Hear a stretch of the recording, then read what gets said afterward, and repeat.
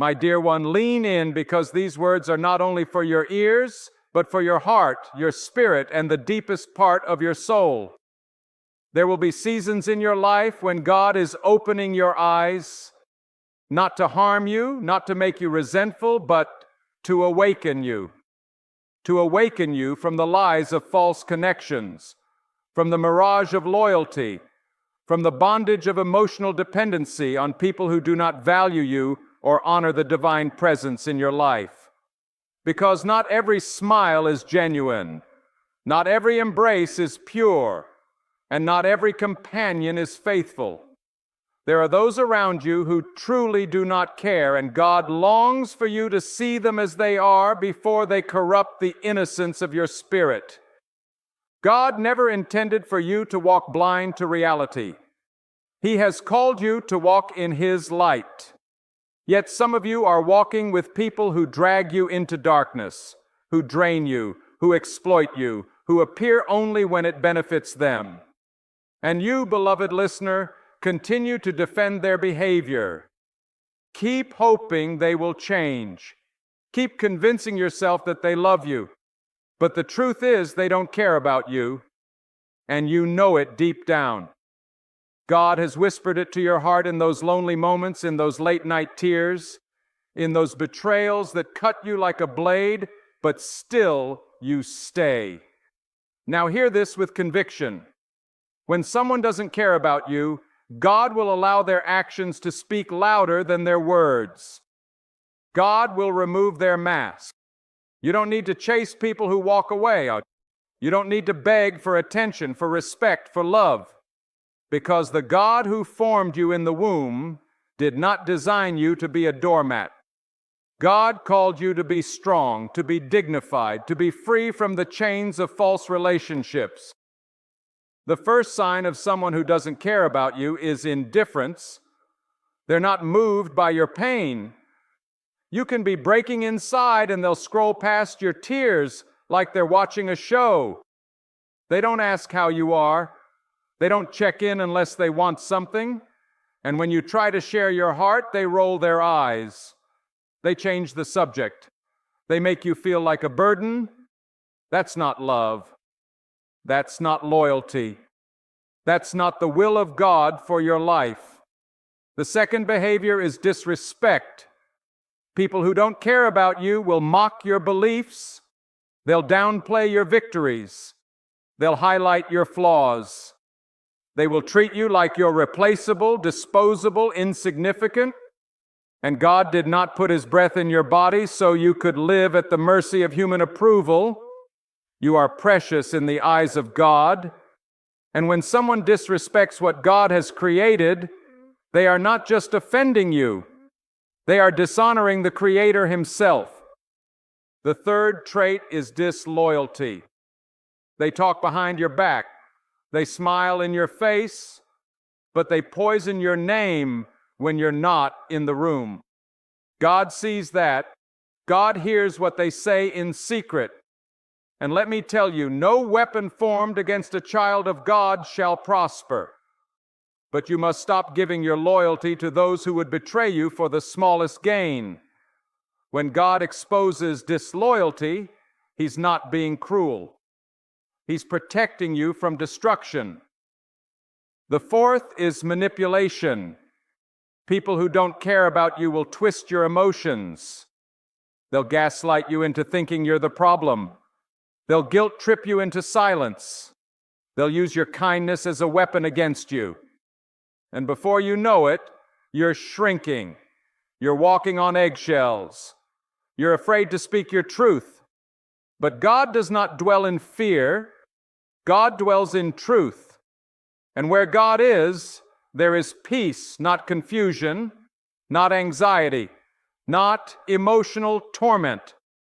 The fifth sign is inconsistency. They're hot and cold, in and out, here today and gone tomorrow. They give you just enough to keep you hoping, but never enough to make you feel secure. That's not love. That's control. And God does not bless confusion. When someone truly cares, their presence is consistent. Their words align with their actions, and they show up not only in your sunshine, but in your storms. The sixth behavior is selfishness. Every conversation is about them. Every situation must revolve around their wants, their needs, their plan. And you are just an accessory to their ego. But hear me now. God did not create you to orbit around anyone else's world. God made you in His image. That means you have value, purpose, and a voice that deserves to be heard. Do not stay where your presence is tolerated, but your absence is celebrated. The seventh is envy. People who don't care about you secretly hate to see you bless. They smile when you struggle, and they stay silent when you succeed. And God will show you their hearts through their reactions, through their silence, through their subtle jabs. Don't ignore it. When someone cannot celebrate what God is doing in your life, it's because they never wanted you to rise. And anyone who is threatened by your elevation cannot walk with you into your destiny. The eighth and final sign is neglect. They don't pray for you. They don't defend you. They don't invest in your growth. They vanish when life gets hard. And God says, enough. Enough of begging. Enough of chasing. Enough of tying your worth to people who wouldn't even lift a finger for you.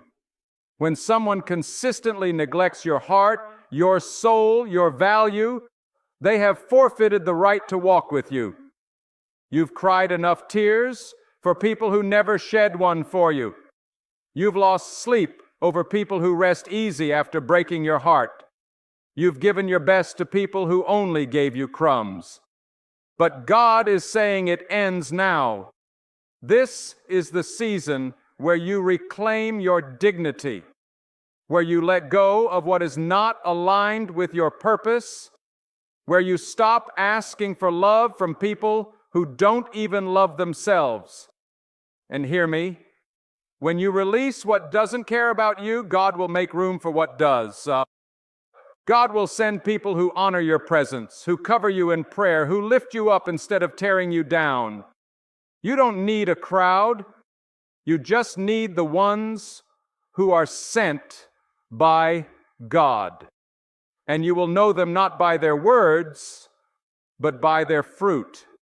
Because when someone is sent by God, they reflect God's love, God's patience, God's truth, and God's peace. You've been fighting battles you were never meant to fight, all because you're trying to hold on to people God told you to let go of. You're exhausted not because of your calling, but because of your attachments. You are tired because you are dragging dead weight. People who have no intention of growing, of loving, of being accountable. Let it go. Let them go. If someone can walk away, let them walk. Because if they were truly assigned by God, they could not leave. God is not a God of confusion. God does not send people into your life to break you, to belittle you, to ignore you. When people show you who they are, believe them. When their actions scream louder than their apologies, believe what you see. Stop romanticizing their potential. Stop waiting for them to become who you need. They are showing you now. And God is saying, watch. Watch who never claps for you. Watch who disappears when you struggle. Watch who only loves you when it's easy. You cannot fulfill your purpose while being tied to poison. You cannot carry the oil of God while surrounded by those who secretly resent your anointing. You cannot rise while you're tethered to those who pull you down. And that's why this word is urgent, because someone listening right now is wasting their life trying to make people care who simply don't. And God is calling you out of that prison. God is calling you to freedom, to truth, to healing. You are not weak for walking away. You are not mean for setting boundaries. You are not selfish for protecting your peace. That's wisdom. That's obedience. That's walking in the Spirit. And when you do that, God begins to move. God begins to heal the wounds they left. God begins to open doors no man can shut. Because the moment you stop crying over who left, you make room for who's coming. You are not alone. God is with you. Even when people abandon you, God remains. Even when the crowd turns their back, God turns His face towards you. Even when you feel unloved, God surrounds you with mercy.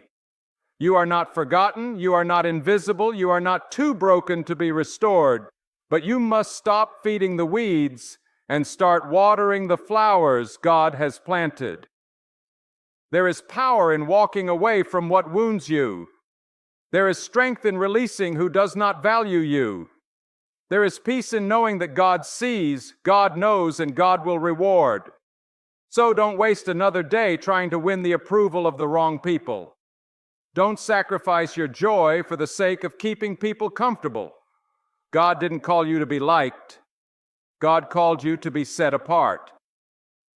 And when you choose obedience over people-pleasing, when you walk in the truth, no matter how lonely it feels, when you stand firm even when others walk away, that's when God shows up. That's when God fights for you. That's when God vindicates you. Because no eye has seen, no ear has heard, and no mind has imagined what God has prepared for those who trust Him over man. My dear soul, hear this with spiritual clarity. When you finally open your eyes to the behaviors of those who do not care about you, you are not stepping into bitterness. You are stepping into wisdom. God is not calling you to harden your heart, but to guard it. God is not asking you to stop loving people, but to stop giving your love to those who trample it. There is a holy difference. There is a sacred balance. And those who walk closely with God must learn to discern not just what is good, but what is aligned with God's will. Some of you are being drained not because of your responsibilities, but because of your relationships. And let me speak this into your spirit.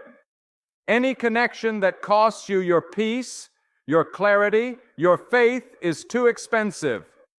You cannot afford to walk with those who strip you of your inner strength, who make you second-guess your worth, who silence the voice God placed within you. God has already declared you worthy, chosen, loved, and set apart. When others treat you like an option, God is reminding you that you are not just someone, and they are mistreating what God has ordained. You must understand this. Not everyone who walks with you is walking for you. Some walk beside you only for excess. Some walk with you only for the benefits of your kindness. And when the benefits stop, so does their loyalty. And when their true face is revealed, you cry not because of what they did, but because of what you believed about them. But even in that, God is merciful. God allows disappointments to become divine redirection. What feels like betrayal is often just God's hand removing you from danger you could not see. Let me speak a deeper truth to you now. When you are walking in obedience to God, you will lose people. Not because you are unkind, but because your spirit irritates those who are comfortable in their dysfunction. Your growth exposes their complacency. Your peace threatens their chaos, and your light makes them confront their own shadows. And so they retreat, they attack, they belittle. But do not be shaken. For every person who walks away, God is drawing you closer to purpose. God never designed you to chase those who walk away. When people leave, let them. The same God who watches the sparrow fly is watching you mourn what He already removed. Stop picking up what God has told you to release. Stop planting seeds in soil that is proven barren. God is not just the giver of good things. He is also the remover of harmful things. When someone exits your life, do not only ask why, ask what God is making room for. Every ending carries the seed of a greater beginning. There is a powerful deception the enemy uses. He convinces you to lower your standards in the name of love. He tells you to tolerate neglect, to excuse disrespect, to absorb constant pain, all in the name of keeping the peace. But peace without dignity is not peace. It is imprisonment. God is not the author of such confusion. God calls you to love. Yes, but never at the expense of your own soul. You are called to compassion, not to self-destruction. You are called to patience, not to passive suffering. And let me say this boldly, your kindness is not a weakness. Your loyalty is not a flaw. But giving it to the wrong people turns your strength into sorrow. That's why God urges you to walk with wisdom. Love must be intentional. Mercy must be guided. Forgiveness does not mean allowing someone to keep access to the sacred parts of you while they continue to defile them. God wants you healed, not just hospitable. You can love from a distance. You can release and still wish them well. That is strength. That is obedience. Some of you are clinging to relationships that God is actively trying to end. You cry out for peace, yet hold on to chaos. You ask God for clarity, but keep inviting confusion to your table. Let me speak into your life. Not everyone deserves a seat in your sacred space. Your heart is not a revolving door. Your presence is not common. And God is calling you to protect what He has placed within you. That means some invitations will need to be revoked. Some access must be denied. And I know it hurts. It hurts to outgrow people you once called family. It hurts to release those you prayed for, fought for, sacrificed for. But remember this, the same God who allowed them in for a season is the same God removing them for your protection. God sees what you cannot. God hears the words you don't. And God knows the weight of unseen betrayal. So when God closes the door, don't force it back open. Let Him be your guide, your filter, your protector. You are not being abandoned. You are being aligned. You are not being punished. You are being preserved. God is not taking from you. He is making space for what is worthy of your purpose. You cannot carry dead relationships into divine places. You cannot drag yesterday's poison into tomorrow's blessing. The price is too high and the calling on your life is too great. Let them go. Let God do what only God can do. Heal you, elevate you, and surround you with people who reflect His love. Now, hear me with unwavering certainty.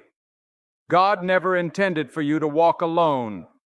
But before He sends the right people, He must first remove the wrong ones. Before He pours fresh oil, He must first clean the vessel. Before He surrounds you with those who pour into you, He must first show you who only came to drain. You have to go through the pruning. You have to walk through the fire, but it is not to destroy you, it is to refine you. There is a new season on the horizon. A season where you no longer cry over who doesn't care. A season where you rise with clarity, walk with purpose, and speak with boldness. A season where you no longer question your worth based on the treatment of others because you know who you are not through their words, but through God's truth. You are chosen, you are called, you are protected, you are enough, you are not what they said. You are what God declared. So I speak this into your soul from this day forward. No more tolerating what wounds you. No more calling dysfunction loyalty. No more seeking validation from the blind. You are walking into a season where God will surround you with those who see your worth, value your presence, and reflect His peace. And you will know them not by their charm, but by the peace of God that follows them. Keep walking in truth, even if it means walking alone for a while. Keep choosing peace over popularity. Keep trusting God even when you don't understand the why. Because the same God who allowed you to see their true colors is the same God who is painting your future with promises. Let the pain of the past become the strength of your spirit. Let the rejection become redirection. Let the heartbreak become healing.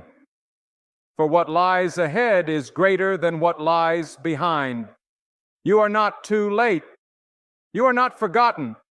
God is just preparing the foundation for something greater. And all those who walked away, they were never the builders. They were only passing shadows. But God is the architect. And when He builds your future, it will not be shaken. When He establishes your peace, it will not be disturbed. And when He brings people into your life, you won't have to question their love. Because real love, God-sent love, will not confuse you. It will cover you. It will strengthen you. It will glorify the God who brought it into your life. There is a moment in every soul's journey when the fog must clear, when the veil must lift, when the heart must stop lying to itself. And in that sacred moment, God demands honesty, not just with the world, but within. Because you cannot walk in divine truth while clinging to human deception. You cannot claim to be seeking God's will while holding tightly to what God has already exposed as a hindrance. And hear me now, this message is not for the faint-hearted. It is for those who are ready to stop entertaining what is draining, to stop making space for what is sent to distract, and to stop calling what is dysfunctional normal. So many stay trapped because fear keeps them from facing the truth that not everyone is destined to walk with you into the places God is calling you. And that battle is one you must win, not before your critics, but deep within the chambers of your own soul. God will not force you into peace while you keep entertaining disorder. He will not usher you into the next chapter while your heart still clings to what belongs to the old one. This is an invitation to grow, to break destructive cycles, to gain clear vision, and to stop giving access to people who dishonor the sacred doors of your soul. When someone doesn't value you, their spirit reveals it long before their words do. Yet too often we wait for a confession when God has already laid the evidence before us. You are not blind. You are simply hesitant to accept what your eyes already see. But denial comes at a heavy price. It will chain you to past wounds. It will make you worship potential instead of embracing reality. And God does not dwell in illusions. God is truth. And when truth arrives, every lie is forced to bow. Do not confuse history with destiny. Just because they've always been around doesn't mean they are meant to stay. God doesn't preserve relationships based on length of time. God preserves based on alignment. And when a person's spirit no longer aligns with where God is taking you, separation becomes holy. Releasing becomes obedience. Letting go becomes praise. And in your release, you are telling God, I trust you more than I trust my own desires. We must understand that the walk with God is a walk of constant shedding. Shedding illusions, shedding attachments, shedding false peace. Because the more you walk in truth, the more uncomfortable you become with anything that disrupts the stillness God places in your soul. And people who don't care about you, they always disrupt that stillness with their indifference. their disrespect, their inconsistency. They carry a spirit of instability. And God is not the author of instability. Let me say this with unshakable clarity. Being kind does not mean being silent in the face of dishonor. Being faithful to God does not mean tolerating dishonesty. You can forgive and still walk away. You can wish them well and still choose peace. That's not cruelty. That's clarity. And clarity is the gift God gives when you stop negotiating with your worth. Clarity is the power to see people not through the eyes of pain or hope or nostalgia, but through the eyes of truth. And when God gives you that sight, everything changes. This is your divine wake-up call. Some of you have been making excuses for behaviors that God has been trying to remove. You've been praying for peace, but entertaining people who thrive in dysfunction. You've been asking for clarity while drowning in mixed signals and broken boundaries. And God is saying enough. Enough of playing small to keep others comfortable. Enough of compromising your purpose for company. Enough of settling for presence without investment. You must understand, God will never ask you to keep watering what He is trying to uproot. And sometimes the greatest act of faith is walking away from what you once prayed for because God showed you it was never truly meant for you. You are not failing by letting go. You are not weak for choosing solitude over chaos. You are being prepared. You are being set apart. You are being preserved for what God has ahead. Do not mourn the loss of what God never endorsed. Some people were blessings, others were lessons, but both were part of the plan. And when you truly walk with God, you begin to realize that no one leaves your life without purpose. Some exits are protection. Some departures are preparation. Some losses are launches. And you will never step into what is next until you stop clinging to what's already expired. And don't mistake God's silence as His absence. Just because He hasn't revealed what's next doesn't mean He isn't working. God is often quiet when He is building. God is often silent when He is shifting. And while you cry over who left, God is preparing who's coming. But you must pass the test of release, the test of trust, the test of walking away without needing closure from the person because you already got confirmation from God. Let me speak to the pain in your chest, the ache in your spirit. It's not the end. It's the breaking before the blessing. It's the cutting before the cultivation. And though it hurts now, what's coming will make sense later. God never removes without replacing, but He doesn't just replace people, He replaces the broken version of you that thought you needed them. And when the healing begins, you'll look back and thank God for every closed door, every betrayal, every exit, because it was in the loss that you found your true self again. People who don't care about you cannot help you grow. They stunt your vision. They drain your fire. They mute your prayers. And their assignment was never to build you, but to test you. And once the test is passed, the season ends.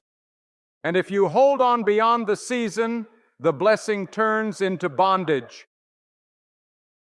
You don't need another round of the same heartbreak to believe what God has already shown you. Walk away now so you don't have to crawl out later.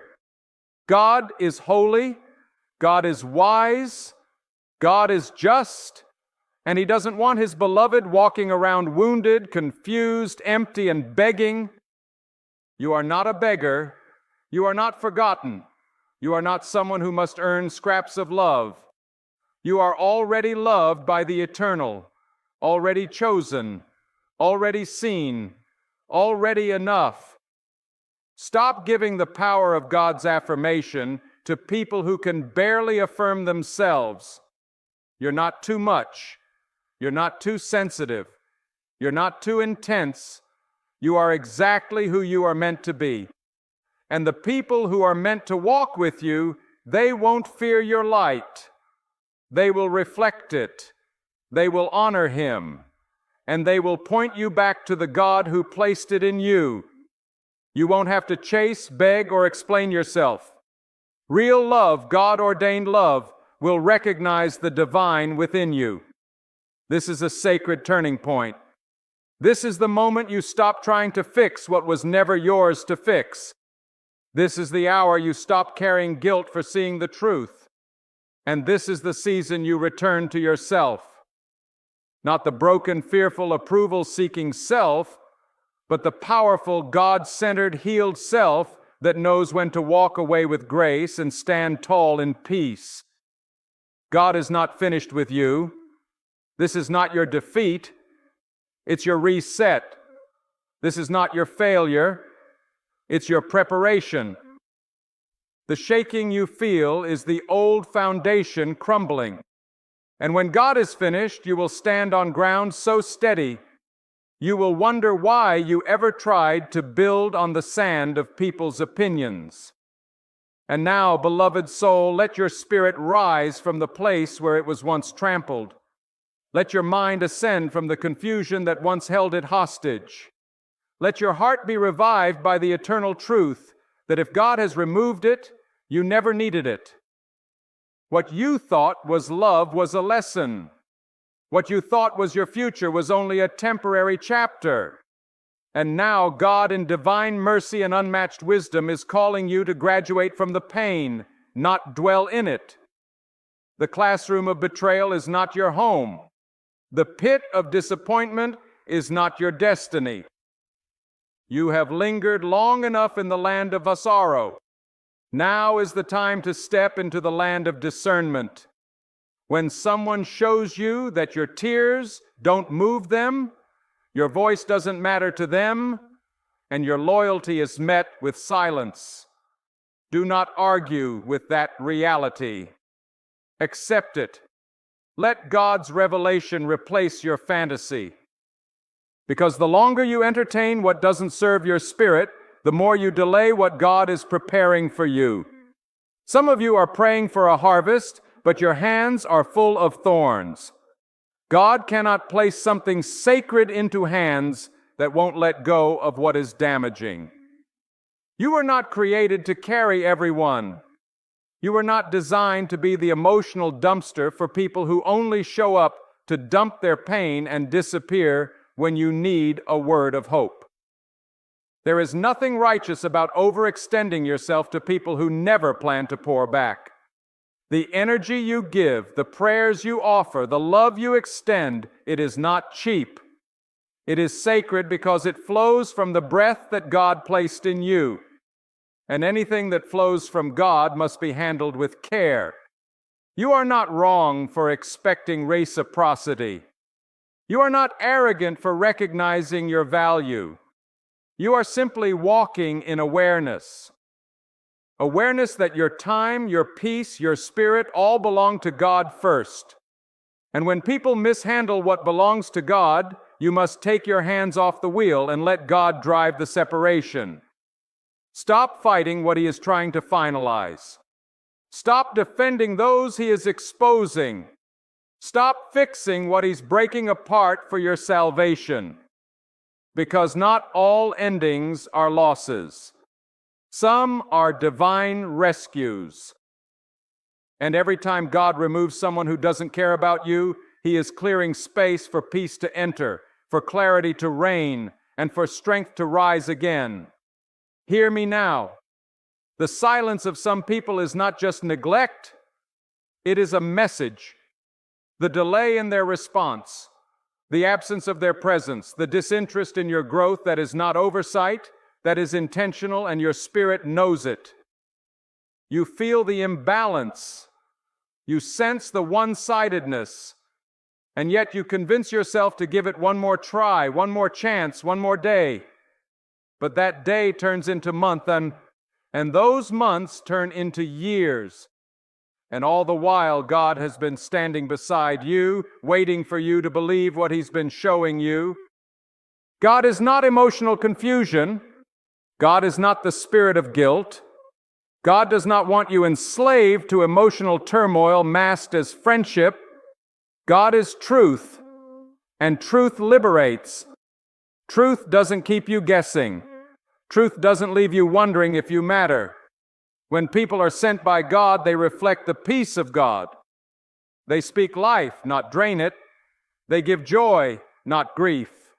They sharpen your soul, not strip it of its strength. You must understand that the most dangerous people in your life are not always the loudest enemies.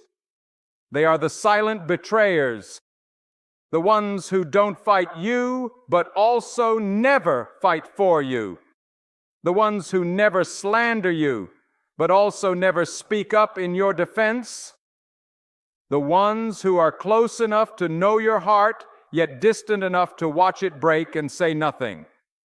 And if you are not careful, you will start believing that this lukewarm loyalty is love. But God's love is not lukewarm. God's love does not leave you anxious. God's love brings peace even in storms. So, child of God, rise from the table where love is no longer served. Stand up from the conversations where your soul has been silenced. Step away from the connections that only take and never give. And when you do, you will feel the breath of God fill your lungs again. You will feel strength return to your bones. You will feel the chains of guilt, shame, and confusion begin to shatter. And what's left will be something holy, something pure, something rooted in truth, not fear. Let me tell you something sacred. When you release what doesn't care for you, God releases what does, but the replacement never comes before the release. There must be a death before resurrection. There must be a closing before the opening. And though it may sting to walk away from what's familiar, it is better to walk with God in uncertainty than to stay with people who make you question your worth. And hear this clearly. God never called you to be anyone's emotional crutch, punching bag, or backup plan. You are not someone's afterthought.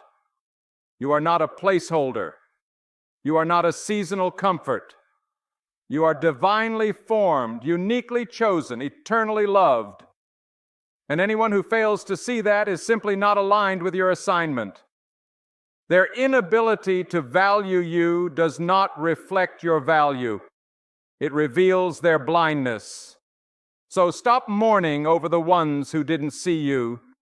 Stop losing sleep over those who had access to your soul and did nothing but damage it.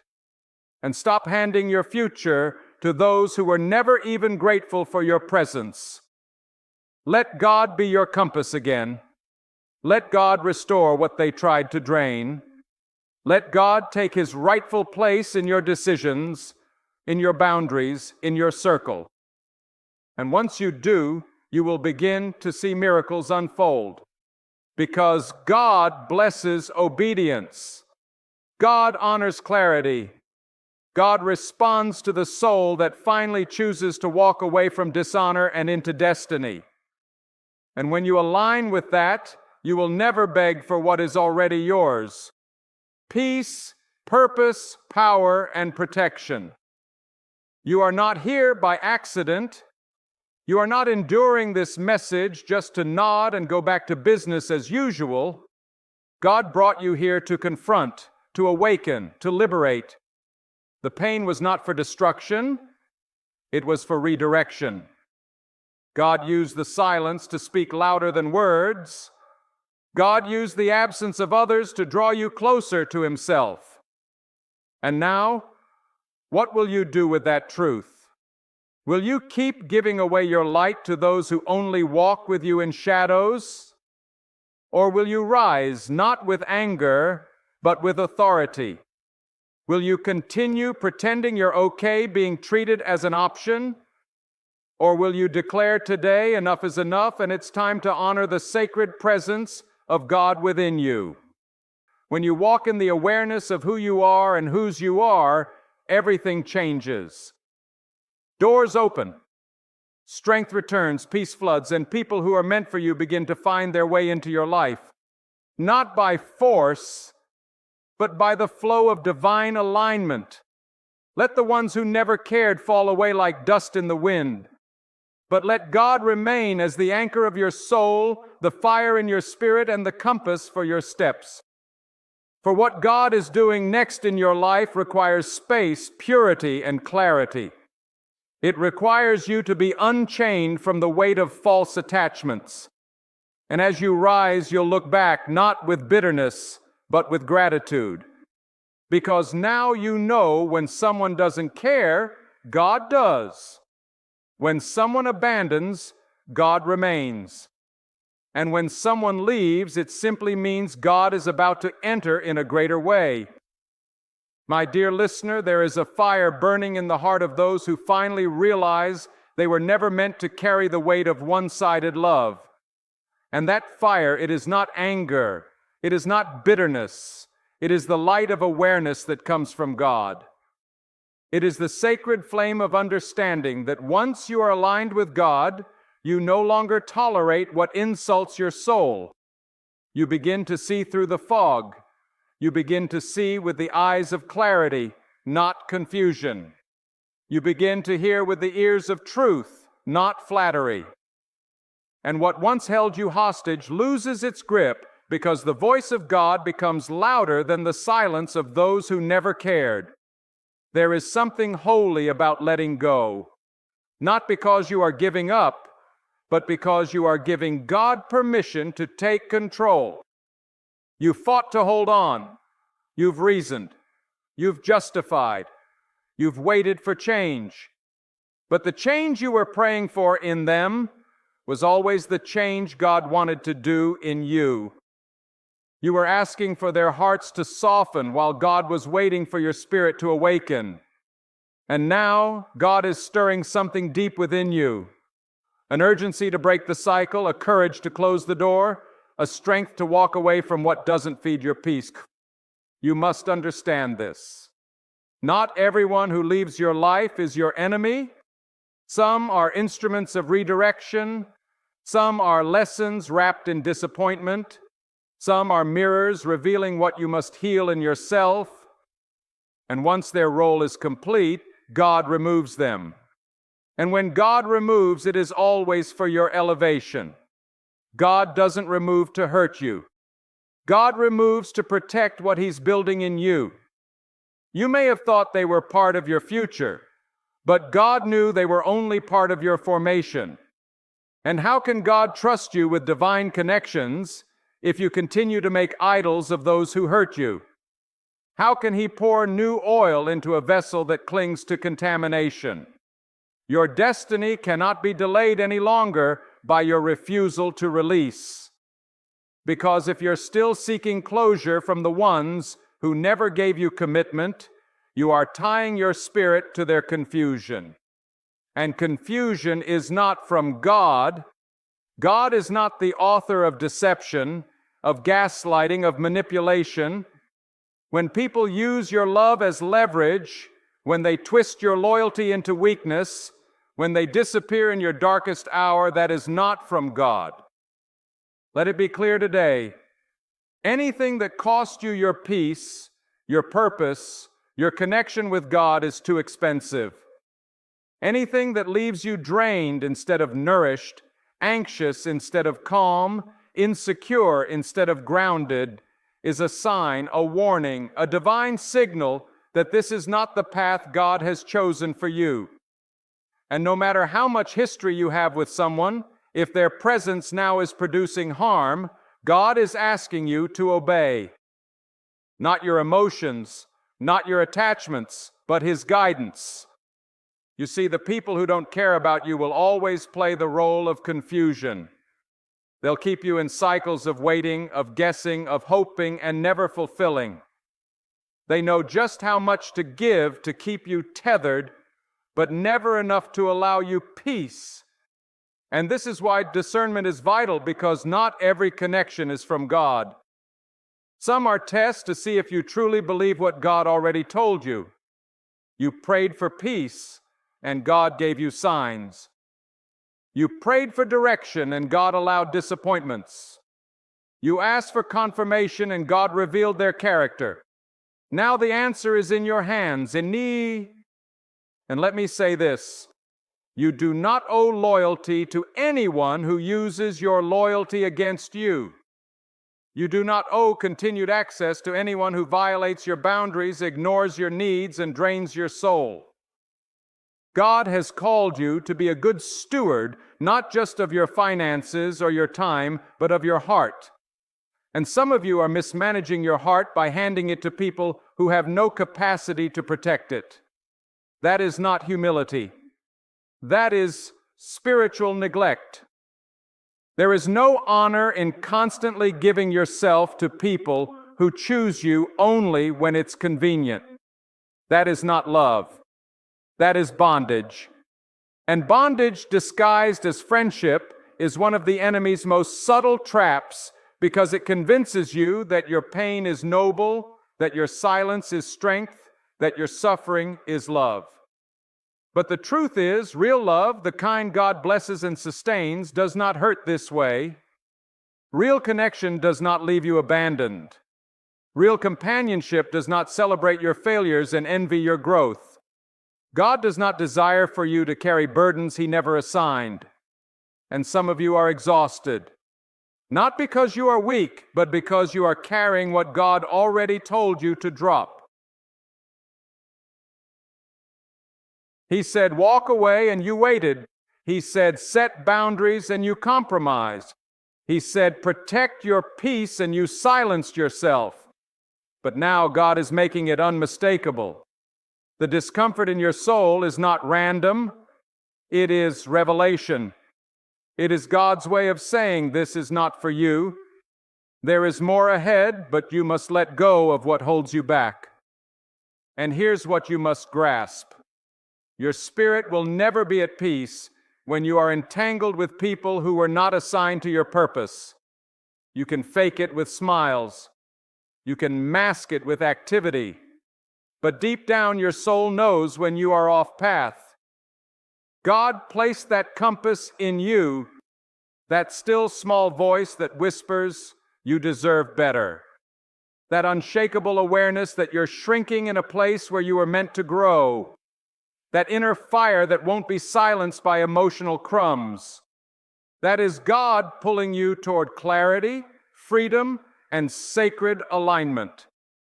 And the moment you choose obedience over emotional attachment, your life will shift. Doors you couldn't force open will begin to swing. Weight you thought you had to carry will suddenly lift. People you once chased will fade without a fight. Because when you let go of who doesn't care, you make space for what God does. You make room for relationships where your presence is appreciated. You create margin for connections that reflect the peace and respect your soul has been starving for. So don't cry over closed doors that God Himself shut. Don't mourn people who walked out while you were trying to build a future with them. Don't lose sleep over those who had access to your heart and still chose to mistreat it. Let them go, not with hatred, but with holy clarity. Let them walk, not with bitterness, but with boundless gratitude that God stepped in and did what you couldn't. You are not a victim. You are victorious. You are not unwanted. You are divinely preserved. You are not empty. You are being prepared. And when God finishes what He started in you, those who dismissed you will not recognize the version of you that rises from this refining. Because what's coming is not just healing, it is transformation. It is strength. It is divine promotion. But first, you must obey the voice that says enough. Enough of questioning your worth. Enough of tolerating what God has exposed. Enough of crying over those who rejoice in your pain. God has greater. God has pure. God has true. But you must choose truth over familiarity. You must choose obedience over comfort. You must choose your peace over their presence. And in that moment, God will cover you. He will lift you higher. He will pour fresh breath into the very places you thought were gone forever. You will stand again, not fueled by anger, but by awe. Not carrying wounds, but carrying strength. Not chained by shame because you trusted the one who never walked away. He was present when others abandoned you. He was present when the weight of sorrow felt too heavy. He was present when the silence cut deeper than any word. And He is here now, still whispering, still leading, still declaring, I have greater things ahead for you. Let that promise sink into your soul. Let that flame guide your journey. And let your heartbeat rise again, not for those who turned away, but for the one who never stopped loving you. Beloved friend, listen to me with your whole heart. This isn't just another sunrise. This isn't just another fleeting hour slipping past you. No, this is a divine interruption, a sacred proclamation, a prophetic echo reaching from eternity straight into your spirit. The waiting season is finished. The delay has been lifted. Prepare yourself for the favor of God, for the very things you've prayed for, wept for, and fought for. They are now at your doorstep. You've journeyed through valleys.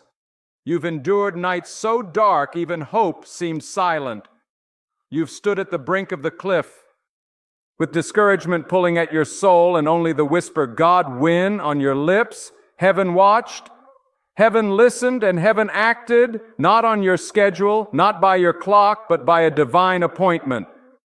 And that appointment has arrived. God is about to pour out favor so powerful it will erase years of pain in a single breakthrough moment.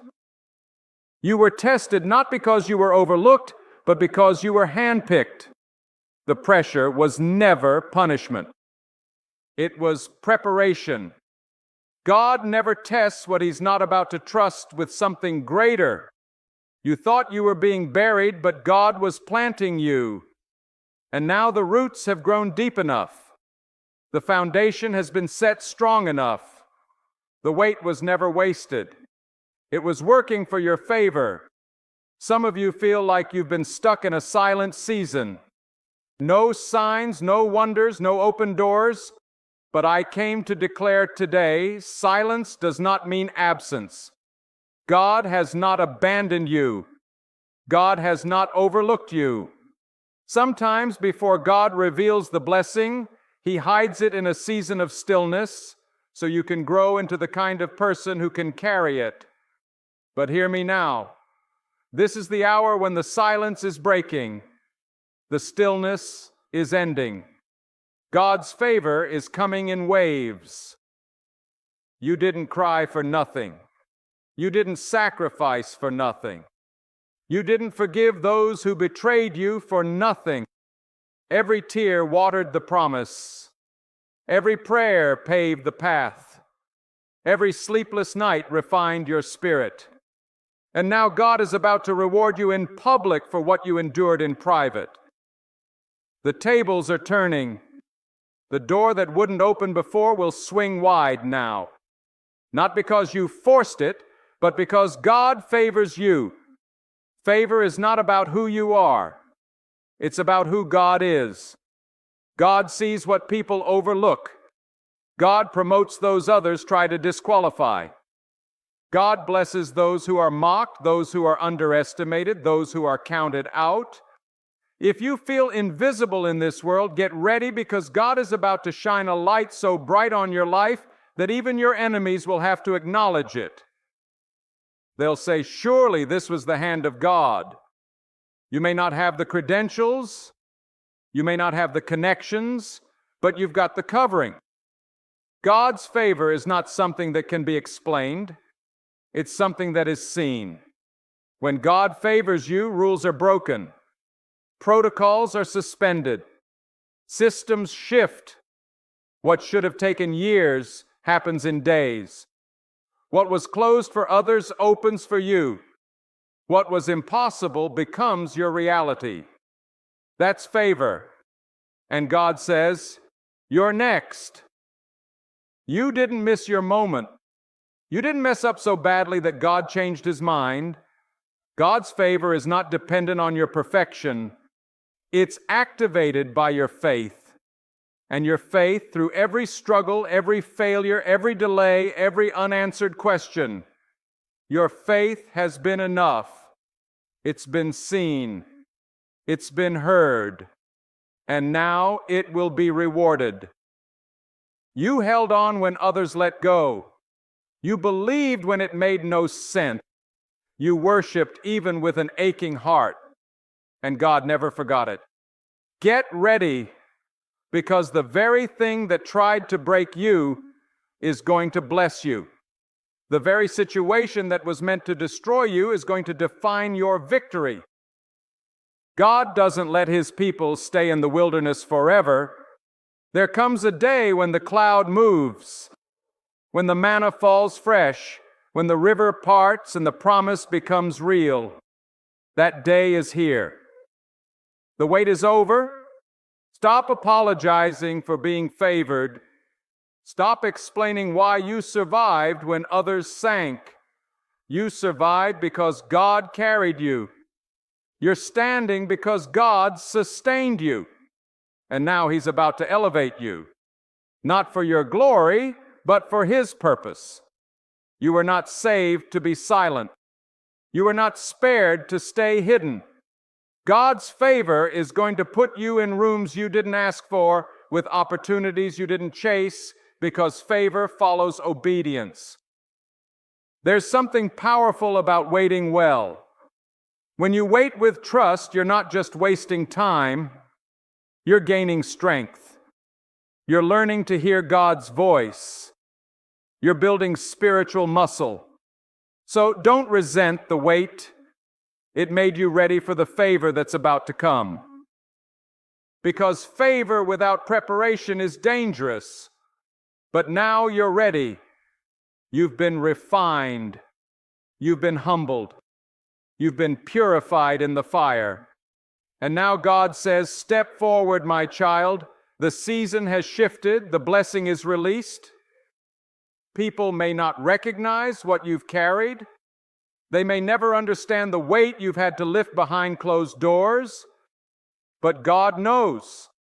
God saw it all. And favor doesn't need approval. It doesn't require permission. When God decides to favor you, not even your past can stop it.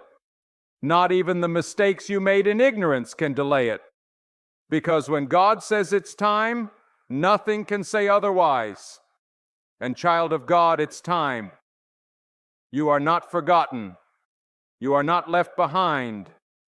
The heavens have scheduled your favor. The winds are blowing in your direction.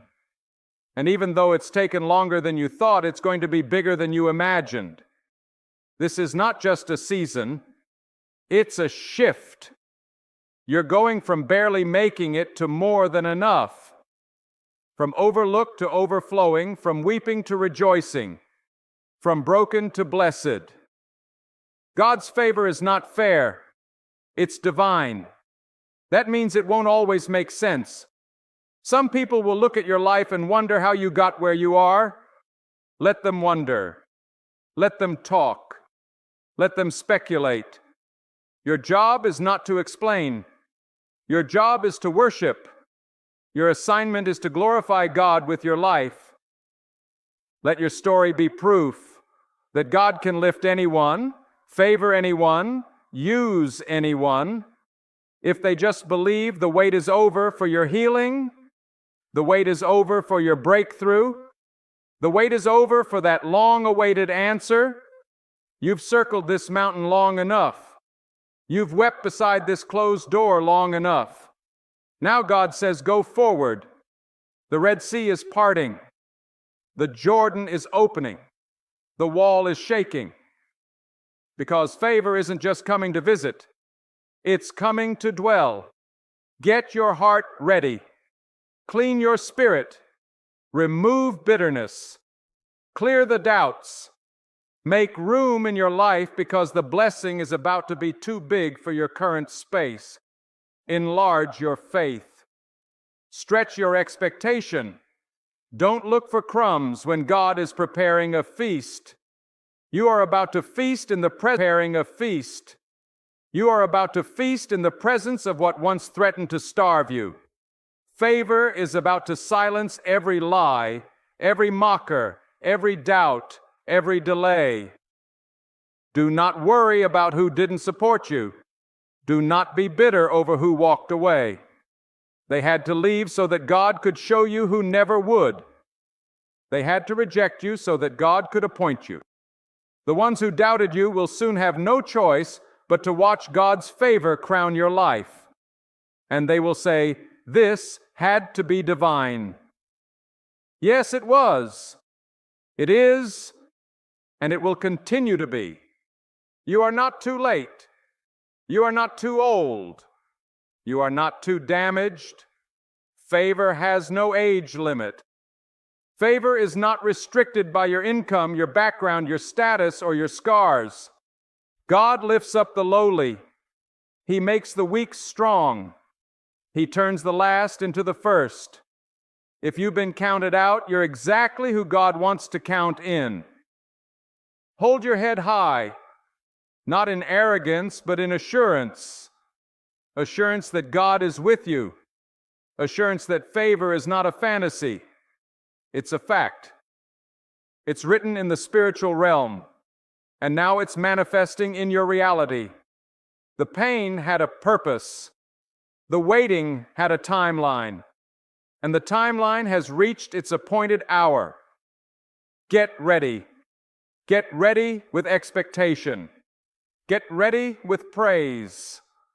Don't wait for it to appear before you believe it. Believe it and it will appear. God does not move by doubt. He moves by faith. And if your faith has endured, your favor is guaranteed. When God decrees a season of favor, nothing in heaven or earth can resist it. Not the plots of people, not the systems of the world, not even the doubts in your own heart. When God speaks a word of blessing, it breaks every barrier, overrides every human opinion, and crushes every opposition. When God says enough waiting, no gate can stay closed. No hand can withhold what belongs to you. There is a sacred shift taking place in your life, and you must be bold enough to walk in it. For too long, many of you have been shrinking in fear, dimming your light to make others comfortable, holding your tongue to avoid conflict. But hear this. When God's favor is upon you, you do not have to explain your light. Shine anyway, speak anyway, rise anyway. The ones who were meant to walk with you will see the hand of God on your life, and they will rejoice with you. And the ones who can't handle it, let them go. Favor does not chase approval. It flows from the approval of God alone. Stop measuring your future by your past. You are not the mistakes you made. You are not the labels people placed on you. You are not the circumstances that crushed you. You are what God calls you: blessed, worthy, chosen, favored. The same God who watched you suffer in silence is the same God who is now bringing a breakthrough so loud it will echo into generations. And when God favors you, He doesn't just bless you, He breaks cycles. He ends generational curses. He reverses the plans of those who tried to destroy you. He builds you up so that others may find shelter in your testimony. God's favor is not about ease. It's about elevation. It lifts you beyond your limitations, stretches you beyond your comfort zone, and positions you where you never imagined you'd stand. And you must prepare your heart not just for the blessing, but for the responsibility that comes with it. Because when God favors you, He expects you to carry it with humility, to walk with integrity, to speak with courage, and to act with justice. Some of you are still questioning why now. Let me tell you, because God knows what you can handle now that you couldn't handle before. There's a strength in you that came from the suffering. There's a discernment in you that came from the betrayal. There's a fire in your spirit that came from being pushed into the furnace. And God was watching the whole time, not to punish you, but to purify you.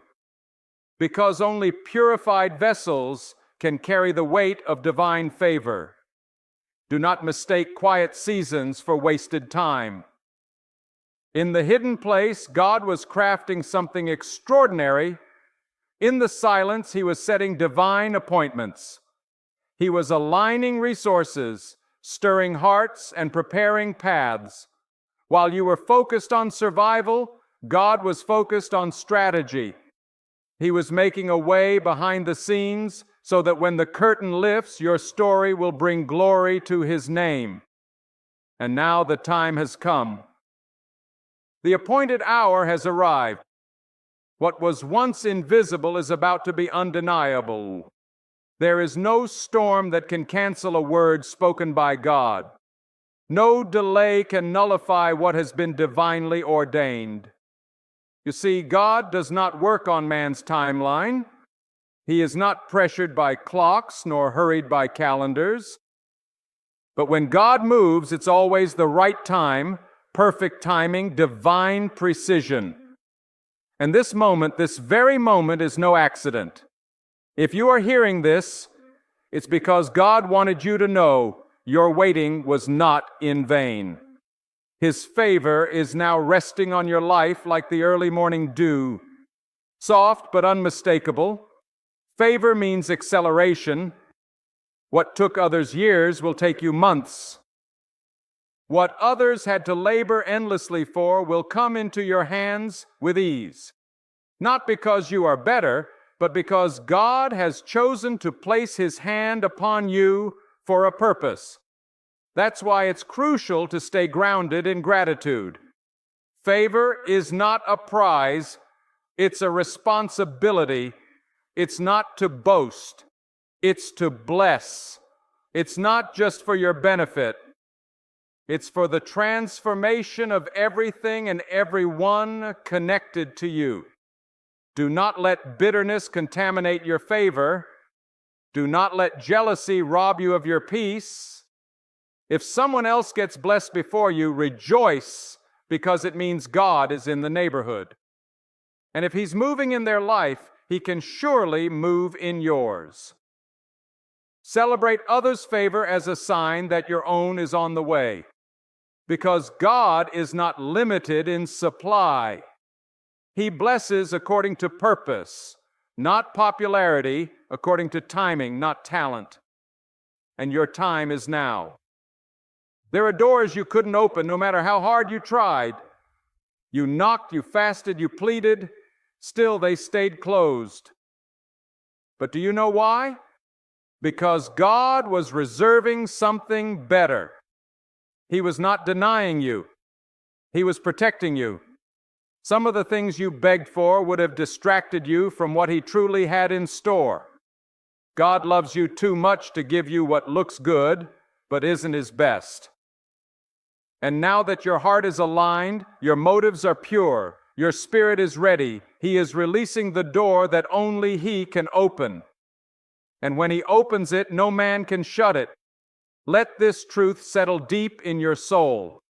You do not have to chase favor. You align with God, and favor chases you. You stay faithful in the field, and God will call you to the palace. You honor God in obscurity, and He will exalt you in visibility. That's how God works. He doesn't promote according to popularity. He promotes according to purpose. You have cried long enough. You have waited long enough. You have questioned long enough. Now it is time to rise, to walk boldly into what God has prepared for you. Not with arrogance, but with assurance. Not with fear, but with faith. For you are not walking into the unknown. You are walking into fulfillment. You are stepping into a realm that was crafted for you before you even knew to pray for Him. Crafted for you before you even knew to pray for Him. And don't be surprised if the favor of God brings you into rooms you never imagined. Don't be surprised if He causes your name to be mentioned in places where your feet have not yet walked. That's the power of divine favor. It goes ahead of you. It speaks for you. It establishes your name before you arrive. Not because of who you are, but because of who God is. And when the favor manifests, when the doors swing open, when the answers come, when the breakthroughs flood in, remember who brought you there. Do not let the blessing make you forget the blesser. Stay grounded. Stay grateful. Stay humble. For the same God who raised you up can sustain you, and if you honor Him with your increase, He will multiply it beyond anything you could ask or imagine. Some of you are entering into a season of restoration. What was stolen from you is about to be returned sevenfold. What was broken is about to be rebuilt stronger. The relationships that were torn, the finances that were drained, the confidence that was shattered, God is restoring it all. You will not end this year the same way you began it. God's favor will redeem the time. You will recover. You will rise. You will reign not in pride, but in purpose. Hear this with all your heart. You were born for this moment. Every trial prepared you. Every setback shaped you. Every delay taught you, and now God is trusting you with a new level. With favor comes weight. With favor comes responsibility. But don't fear the weight. God wouldn't have given it to you if He hadn't already placed the strength within you to carry it. Let your words be seasoned with grace. Let your hands be open to give. Let your spirit stay sensitive to God's direction. Because as you step into this new dimension of favor, your influence will grow, and with it the power to shift lives, to break chains, to speak life into the dry bones of others. This favor is not just for you. It is through you for the world around you. And now that the hour has come, you must prepare your mind to think differently. You must rise above the level of survival and embrace the mindset of abundance. Not material abundance alone, but abundance in strength, in peace, in clarity, in divine direction. For when God's favor comes, it doesn't just touch your outer life. It awakens something within. It revives the part of you that was crushed under years of disappointment. It breathes courage into the spaces where fear used to reside. When God moves, He revives the whole person, spirit, heart, and purpose. You must understand favor is not merely a gift. It is a divine assignment. With every blessing comes a calling, and with that calling comes the responsibility to walk with vision, to live with integrity, to speak with authority, and to serve with humility. God doesn't favor people to inflate their pride. He favors them to demonstrate His power. You are being positioned as a vessel, an instrument of hope in a generation drowning in confusion. The favor that is being poured into your life must overflow into the lives of others. It must heal, uplift, restore, and inspire. That is how the blessing multiplies. It flows outward, not inward. Do not underestimate the strategic nature of God's timing. You are not entering this moment by accident. God is deliberate. He is intentional. When He decides to lift someone, it is because there is a task that requires elevation. When He gives you more, it is because there are burdens around you that need lifting. Do not hoard the blessing. Share it. Speak into the broken. Cover the wounded. Encourage the weary. Reach out your hand to those still sinking beneath the same burdens you once bore. For the truest evidence of favor is not in how high you climb.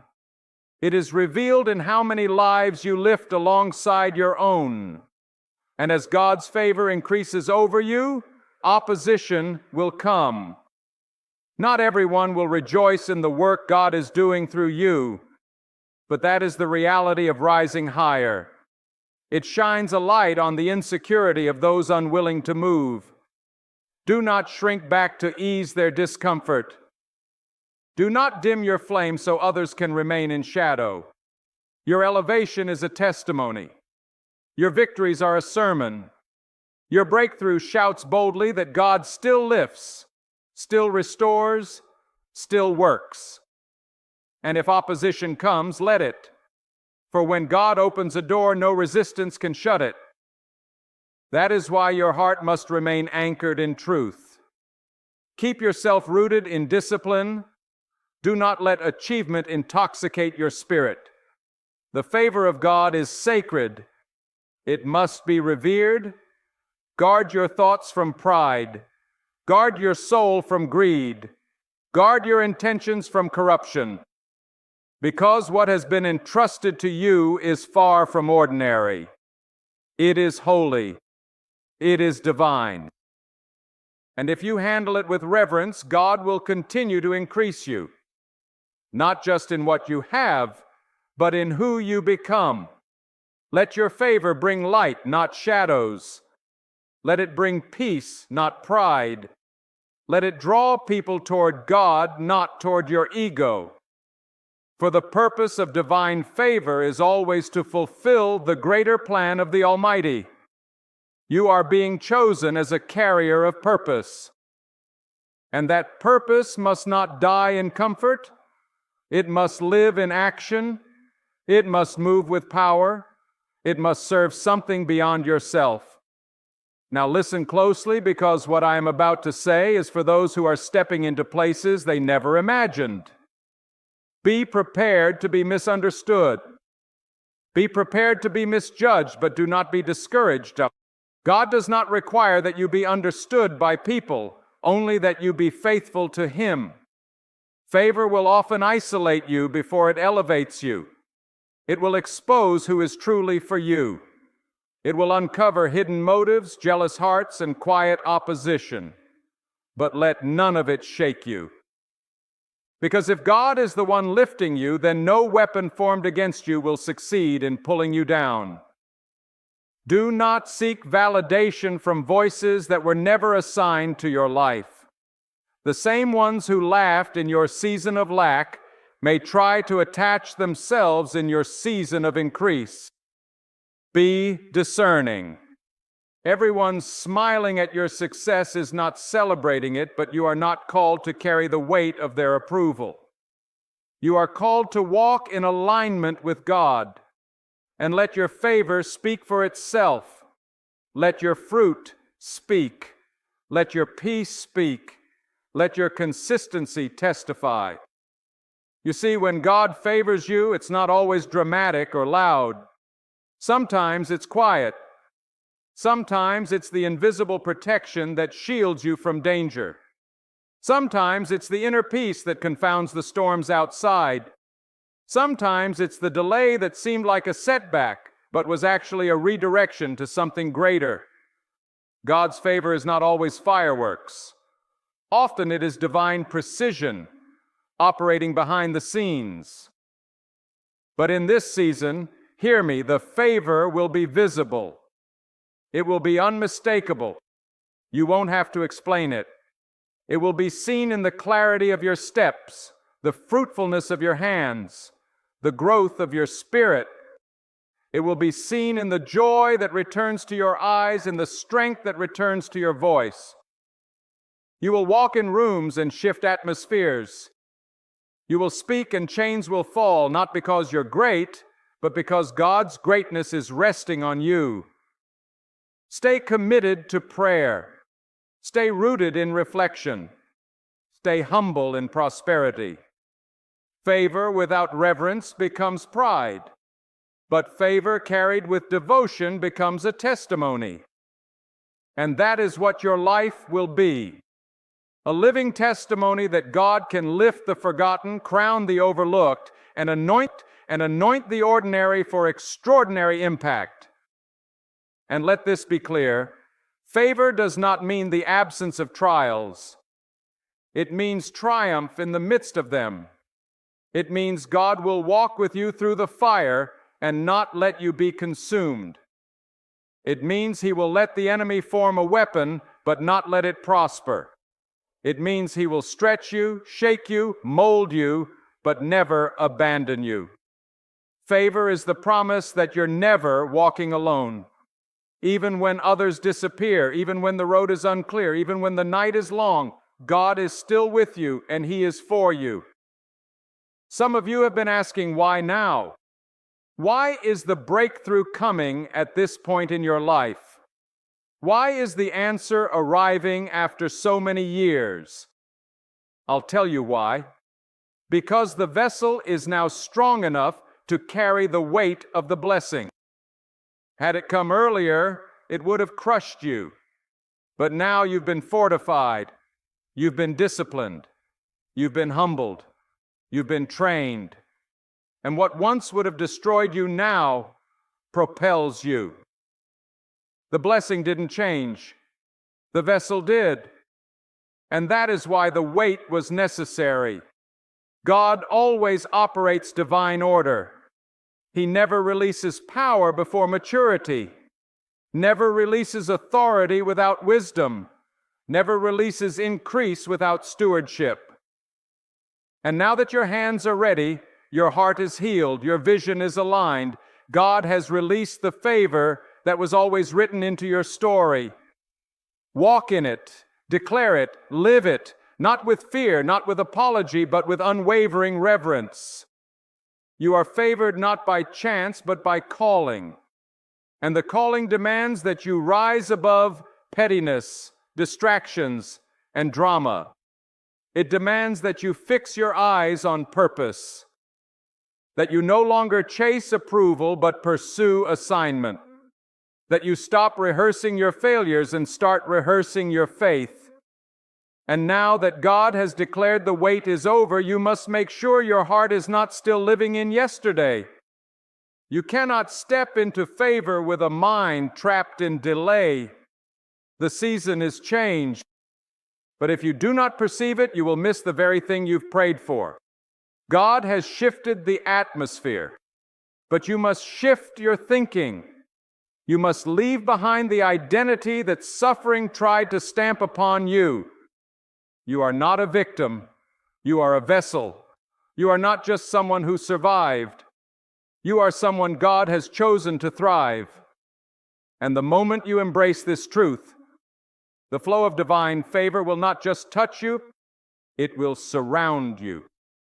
This is a moment for radical faith, not a safe, cautious faith that tiptoes around obedience.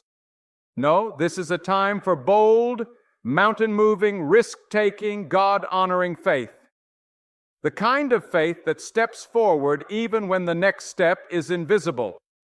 The kind that builds the ark before the rain comes. The kind that walks into the fire believing that even if it burns, God is still worthy. That is the kind of faith favor responds to. That is the kind of faith that breaks cycles, overturns verdicts, and silences every voice of opposition. When God decides to release favor, He doesn't ask permission. He does not consult your past. He does not take a vote. He simply moves. And when He moves, everything must bow. Timing, resources, relationships, opportunities. The wind begins to blow in your favor. And doors that seemed rusted shut begin to unlock. Hearts that were cold begin to turn. Pathways that were hidden begin to light up. Why? Because when God releases favor, even the natural realm must obey. You must prepare for this favor with integrity. Many people desire elevation, but few prepare their character to handle it. When God blesses you, what you do next reveals whether it was favor or fantasy. Favor will expose what's inside of you. It will stretch you. It will test your discipline. It will call for more prayer, not less. More humility, not applause. Because if you are not anchored in God, favor can become a trap instead of a testimony. But when you are rooted in submission and clothed in reverence, the favor that comes will not destroy you. It will define you. God's favor is precise. It doesn't land on everyone at once. It falls on those who have walked through the fire with their faith intact. It descends upon those who have served silently, given generously, and endured faithfully. God does not forget those who honored Him when there was no audience, no reward, no applause. He remembers the hidden tears, the quiet acts of obedience, the unseen sacrifices. And now He is rewarding openly what was done faithfully in secret. Let the critics come. Let the doubters whisper. Let the envious watch from a distance. They cannot stop what God has ordained. They may try to discredit you, but they cannot disqualify you. For your validation does not come from man, it comes from God. And when God favors you, even your enemies will be forced to witness it. Not for your ego, but for God's glory. This is why you must not delay your obedience. When God speaks, move. When He instructs, act. When He convicts, correct. For favor is not just about receiving, it is about responding.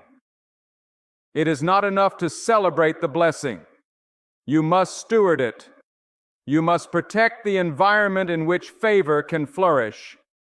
That means removing distractions, cutting ties with compromise, and saying no to what once felt comfortable. Because favor and complacency cannot dwell in the same house. Understand that God's favor does not mean every battle disappears. In fact, it may attract more warfare. But the difference is now you do not fight alone. Now the battle is not yours. It is God's. When you are favored, attacks will come, but they will fail.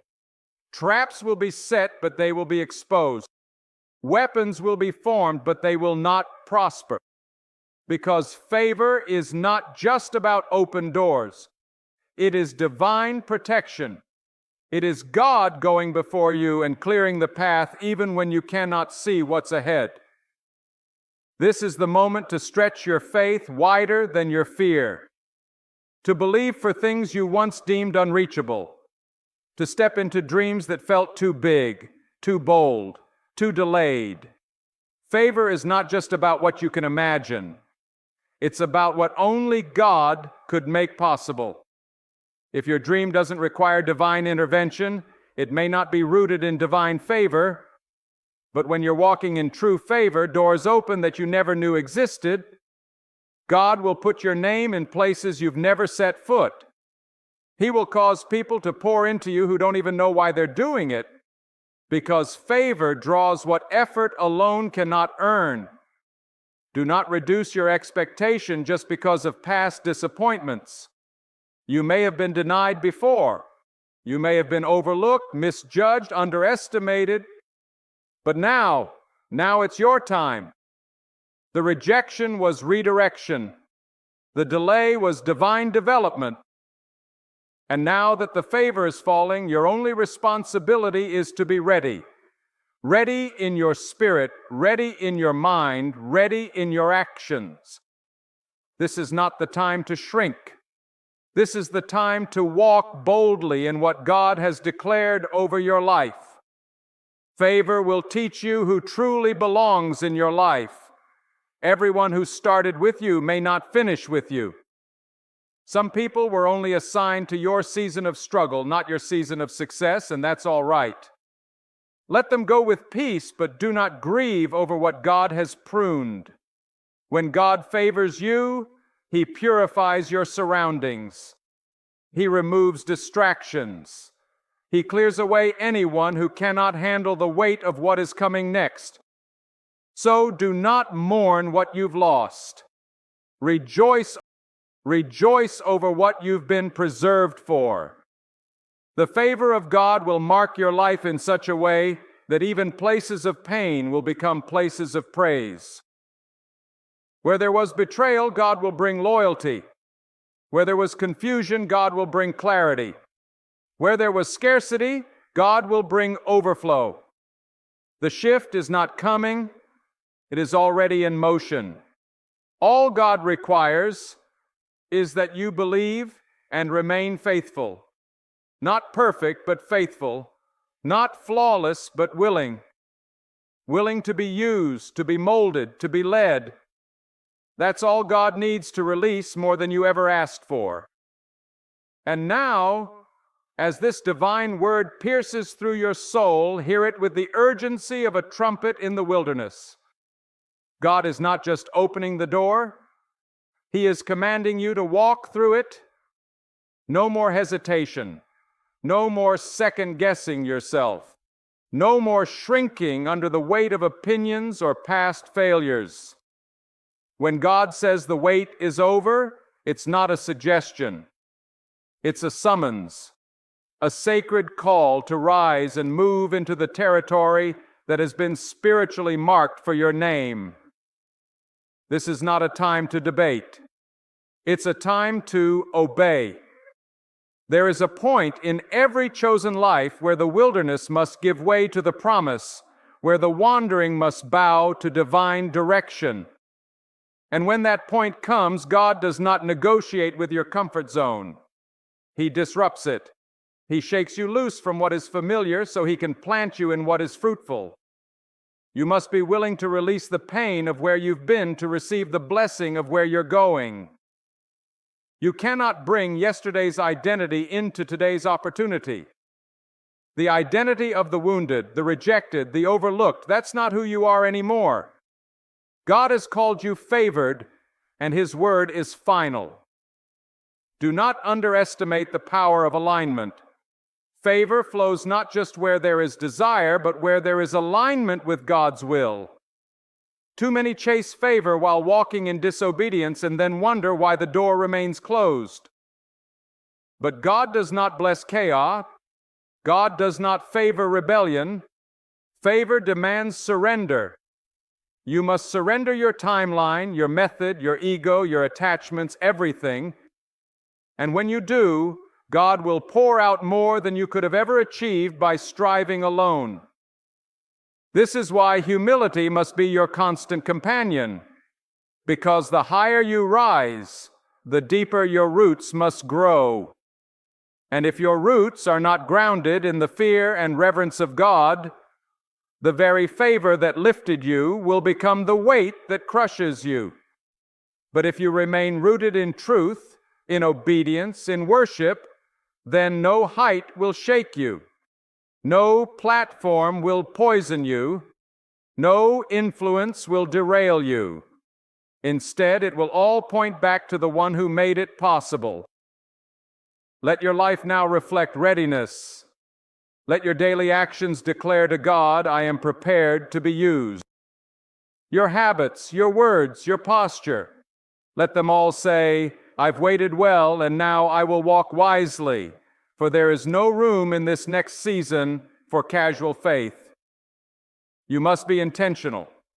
You must guard your mind like a fortress. You must silence every voice that contradicts what God has spoken, because where God is taking you, clarity is crucial. You cannot afford to be distracted by noise, discouraged by delay, or derailed by doubt. Understand, favor does not eliminate the process. It elevates you through it. You will still be tested. You will still face pressure. But now that pressure will no longer break you. It will build you. The process becomes the proof that the favor was real. And when others see the power in your peace, the authority in your words, and the fruit in your life, they will know it wasn't by chance. It was by the hand of God. This favor will bring restoration, Some of you have lost years to things that drained your joy, your hope, your vision. But God is a restorer. He restores the time. He restores the dignity. He restores the confidence. He restores the relationships that honor Him. And when He restores, He doesn't give you what you lost. He gives you better. Because when God restores, it comes back refined, elevated, blessed, and fortified. And don't be surprised when your environment begins to change. When people you once leaned on begin to drift. When doors you used to knock on no longer matter. Because favor doesn't just bring blessing, it brings separation. Separation from distractions. Separation from familiar spirits that kept you bound. Separation from cycles that served a lesser version of you. And though it may feel lonely for a season, it is holy. It is necessary, for you cannot enter divine territory with earthly baggage. God is calling you to walk with confidence, not arrogance, with boldness, not recklessness, with clarity, not confusion. And you must know this: the same God who brought you to this point will sustain you beyond it. He did not bring you into favor just to watch you fall. He brought you here so you could reflect His glory, so you could show what it looks like when someone puts God first in all things. Through the struggle and the victory, through the pain and the promise, this is not the end of the journey. It is the unfolding of destiny. You are not here by coincidence. Every scar, every delay, every lesson was part of a divine blueprint. And now the foundation has been set, and the structure is ready. And God is placing the crown of favor upon your head. Not a crown of pride, but a crown of purpose. Walk with it. Carry it with reverence. Live in a way that honors it. From this moment forward, make a decision in your heart.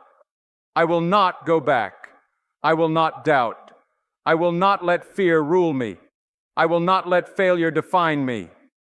I will not trade this favor for fleeting pleasures or empty applause. I will steward what God has given me. I will rise not for my name, but for God's name. I will live not for comfort, but for calling. I will fight not with anger, but with spiritual power, because I know who brought me here, and I know who sustains me here. There is more to come. Greater territory, deeper wisdom, higher assignments in every step of the way. The favor of God will guide you like a fire in the night and a cloud by day. Do not resist the movement. Do not fear the unknown. The one who opened this door will walk through it with you. He will provide the strength. He will give the words. He will prepare the way. Because when God declares the wait is over, He also guarantees the journey ahead. So go forward boldly, faithfully, unshakably. For you are walking in a season that has been written in heaven long before you ever knew how to dream it. And now it is being fulfilled, not by might, not by wealth, not by the hands of men, but by the will and power of God alone. So now let your spirit rise and your faith stand firm, because what God has spoken over your life will not return empty. The season of waiting, the nights of weeping, the years of silence, they were not in vain. They were preparation. Every closed door was a divine shield. Every delay was a sacred lesson. And now God has declared the wait is over. Walk with reverence. Speak with power. Live with purpose. Because you are not stepping into chance. You are stepping into the fulfillment of God's appointed time. The favor on your life is not a temporary moment. It is a mark of divine calling. And with it comes a higher standard, a deeper responsibility, and a greater outpouring. Stay humble. Stay watchful. Stay surrendered. For the same God who lifted you is the same God who will keep you, strengthen you, and carry you from glory to glory. Let no fear stop your forward motion. Let no voice silence your testimony. You were born for this hour, anointed for this time, chosen for this season, and now go step forward with unwavering faith. The wait is over. God's favor has come. So now let your spirit rise and your faith stand firm, because what God has spoken over your life will not return empty. The season of waiting, the nights of weeping, the years of silence, they were not in vain. They were preparation. Every closed door was a divine shield. Every delay was a sacred lesson. And now God has declared the wait is over. Walk with reverence. Speak with power. Live with purpose. Because you are not stepping into chance. You are stepping into the fulfillment of God's appointed time. The favor on your life is not a temporary moment. It is a mark of divine calling. And with it comes a higher standard, a deeper responsibility, and a greater outpouring. You must walk differently now. You must speak from a place of conviction, not hesitation. You must move with clarity, not confusion. What was once a hope has now become a holy reality. You have crossed a line in the Spirit where delay no longer defines you. You are not behind. You are not forgotten. You are right where God intended for you to be. And everything He promised is now being activated in your life. Not because of who you are, but because of who He is. Hold fast to your integrity. Guard your peace. Protect your time. Be deliberate with your choices. For favor attracts attention, and with attention comes distraction. But if you stay rooted in the fear of God, no storm will shake you, no voice will move you, and no power will remove what God has established. Lift your eyes and take it in. What stands before you is holy ground. This is more than receiving a blessing. You are being set apart as a beacon, a voice, a foundation for others to lean upon. The grace resting on your life was never meant for you alone. It is the channel through which God will move. Families will find restoration because you chose obedience. Generations will shift because you refuse to give up. The wounded will discover healing through the power of your testimony. So stand with courage. Speak with assurance. Rise with a humble heart. You are not in the waiting anymore. You are moving. You are creating. You are entering into what was designed for you before the beginning of time. And as you press forward, remember, the very God who sustained you in the waiting is the same God who will stand beside you in the victory. This is your moment. This is your appointed hour. Heaven has opened its gates. The season has turned. God's favor is not on the way. It has already arrived. The waiting has ended. And now your new chapter unfolds. My friend, let me ask you this with all sincerity. With the weight of eternity pressing on this very moment, are you truly letting God direct every single day of your life? Or have you been drifting through your hours on autopilot, letting fear, doubt, pride, and the noise of this world tell you who you are and where to go? I speak this with a heart ignited by truth. Until you surrender to God's leading each day, you will remain restless, wandering, searching, and never finding peace. There is a deep stillness that only comes when your soul is aligned with its Creator. And that stillness is not in wealth, not in power, not in relationships, not in achievements. It comes when you stop steering your own life and allow God to take the reins of your heart. Until you hand Him that control, until you humble yourself and bow to His will, you will always be guided by something smaller. And whatever leads you will shape you. If it isn't God, it's the world. and the world has no mercy for your soul. Every morning, from the moment you wake up, two paths lie before you: the path of surrender or the path of self. One leads to purpose and peace, the other to confusion and destruction. And too many people, even those who say they believe, choose self. They wake up and instead of asking God, "Where would you have me go today? What would you have me do?" they rush into their plans, chasing things that will crumble, answering to people who don't care for their soul, filling their mind with noise, and silencing the voice of God with their own ambitions. But hear me clearly, you were never created to lead your life on your own. That was never the design. God made you with a blueprint, and that blueprint requires His voice guiding every single step. Not just in moments of crisis, not just when your plans fall apart, not just when you're desperate and broken. Every day, every hour, every breath. There is a power that comes when you let God lead you. And it's not the power the world brags about.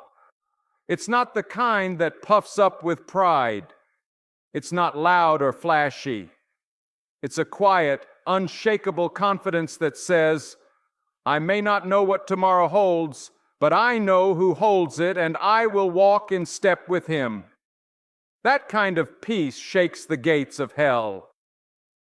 That kind of obedience confuses the enemy, because when you are led by God, you cannot be manipulated by man. Let me tell you something about this world. It will try to program you.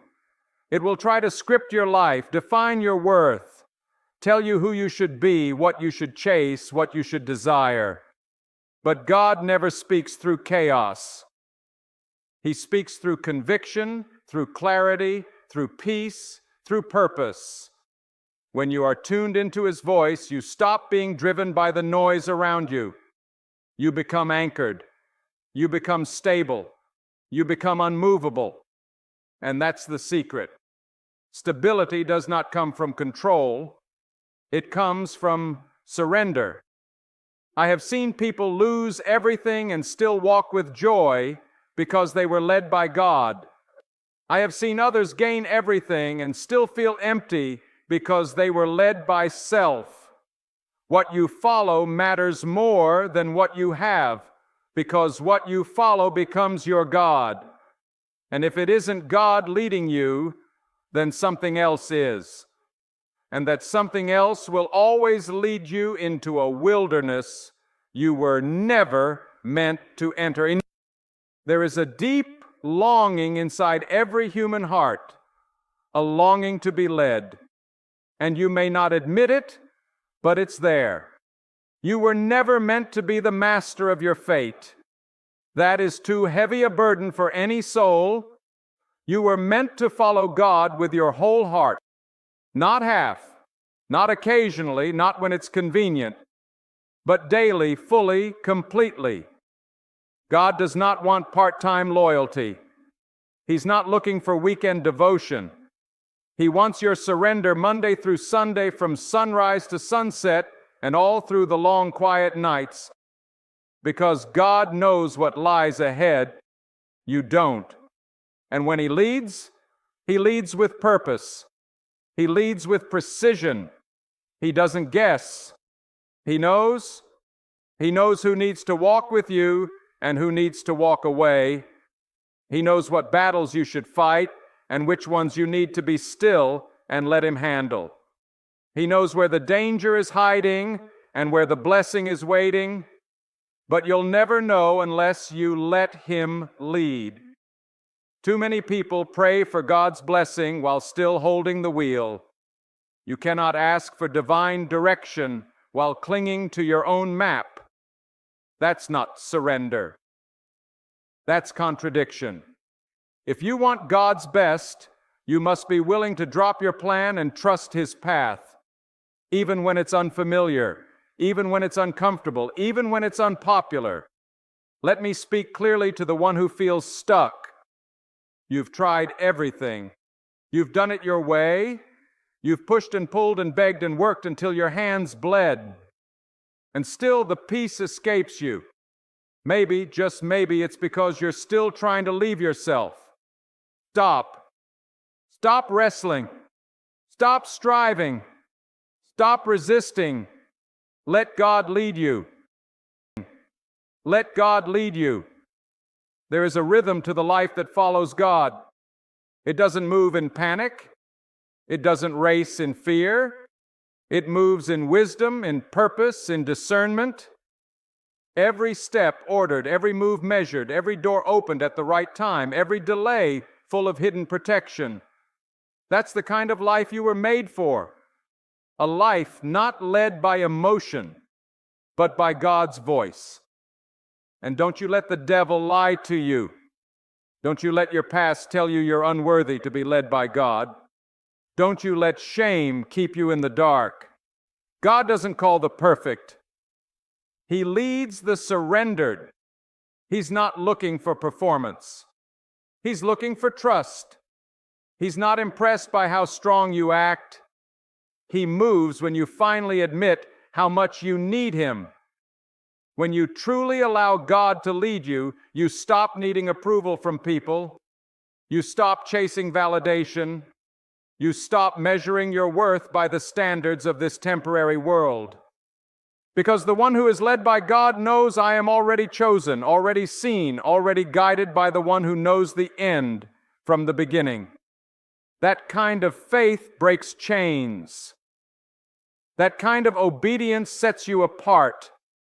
But don't mistake God's leading for comfort. Sometimes He will lead you through fire, not to burn you, but to purify you.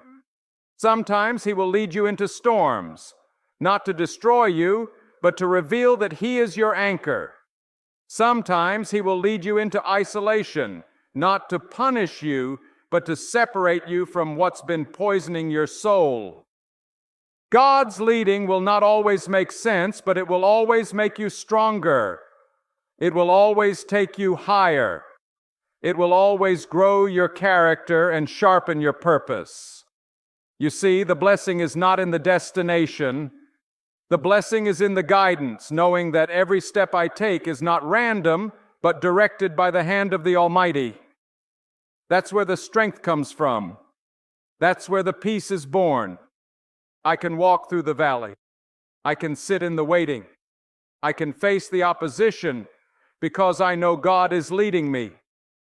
And there is no greater honor than to be led by God. Not led by fame, not led by money, not led by the crowd, but led by the quiet, powerful whisper of God that speaks to your heart and says, "This is the way, walk in it." How many blessings have been missed because someone refused to listen? How many storms could have been avoided if you had just stopped long enough to say, "God, what would you have me do?" But the beautiful truth is, it's not too late. No matter how far you've wandered, no matter how long you've led yourself, no matter how broken your past has been, God is still ready to lead you right now, this very moment. But you must choose. He won't force you. He won't drag you. He invites. He calls. He waits. And when you answer, when you finally lay your pride down and say, "God, I can't do this without you," heaven begins to move. Every giant begins to fall. Every lie starts to unravel. Every fear begins to lose its grip. Because when God leads, He leads in truth, in light, in victory. Not always easy, but always right, always purposeful, always filled with what your soul was truly craving all along. Let this settle deep within your heart. If you don't allow God to lead you, then you will be led by something far more dangerous, your own desires. And the heart, when left to its own understanding, will always drift toward destruction. You cannot trust your emotions to guide you. You cannot lean on your feelings to define your truth. One day you'll feel strong, the next day weak. One moment confident, the next consumed by anxiety. But God is unchanging, eternal, flawless in wisdom. And when you are led by Him, you are no longer at the mercy of your fluctuating feelings. You are planted. You are grounded. You are walking a path carved by divine hands. The world teaches self-reliance. It celebrates independence. It glorifies doing things your way. But that mindset is the very root of spiritual blindness. True freedom is not found in leading yourself. It's found in submission to the one who made you. You were not created to carry the full weight of your decisions on your own shoulders. God did not design your mind to bear the burden of life's uncertainties alone. That's why He calls you to trust Him. That's why He beckons you into daily dependence, not as a sign of weakness, but as the highest act of wisdom and strength.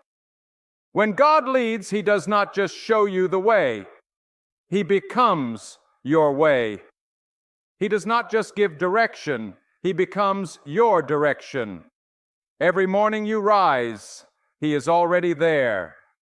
Every night you lay your head down, He is still watching. He is not distant. He is not indifferent. He is near to the one who seeks His guidance. He honors those who humble themselves and cry out, "God, without you, I am lost."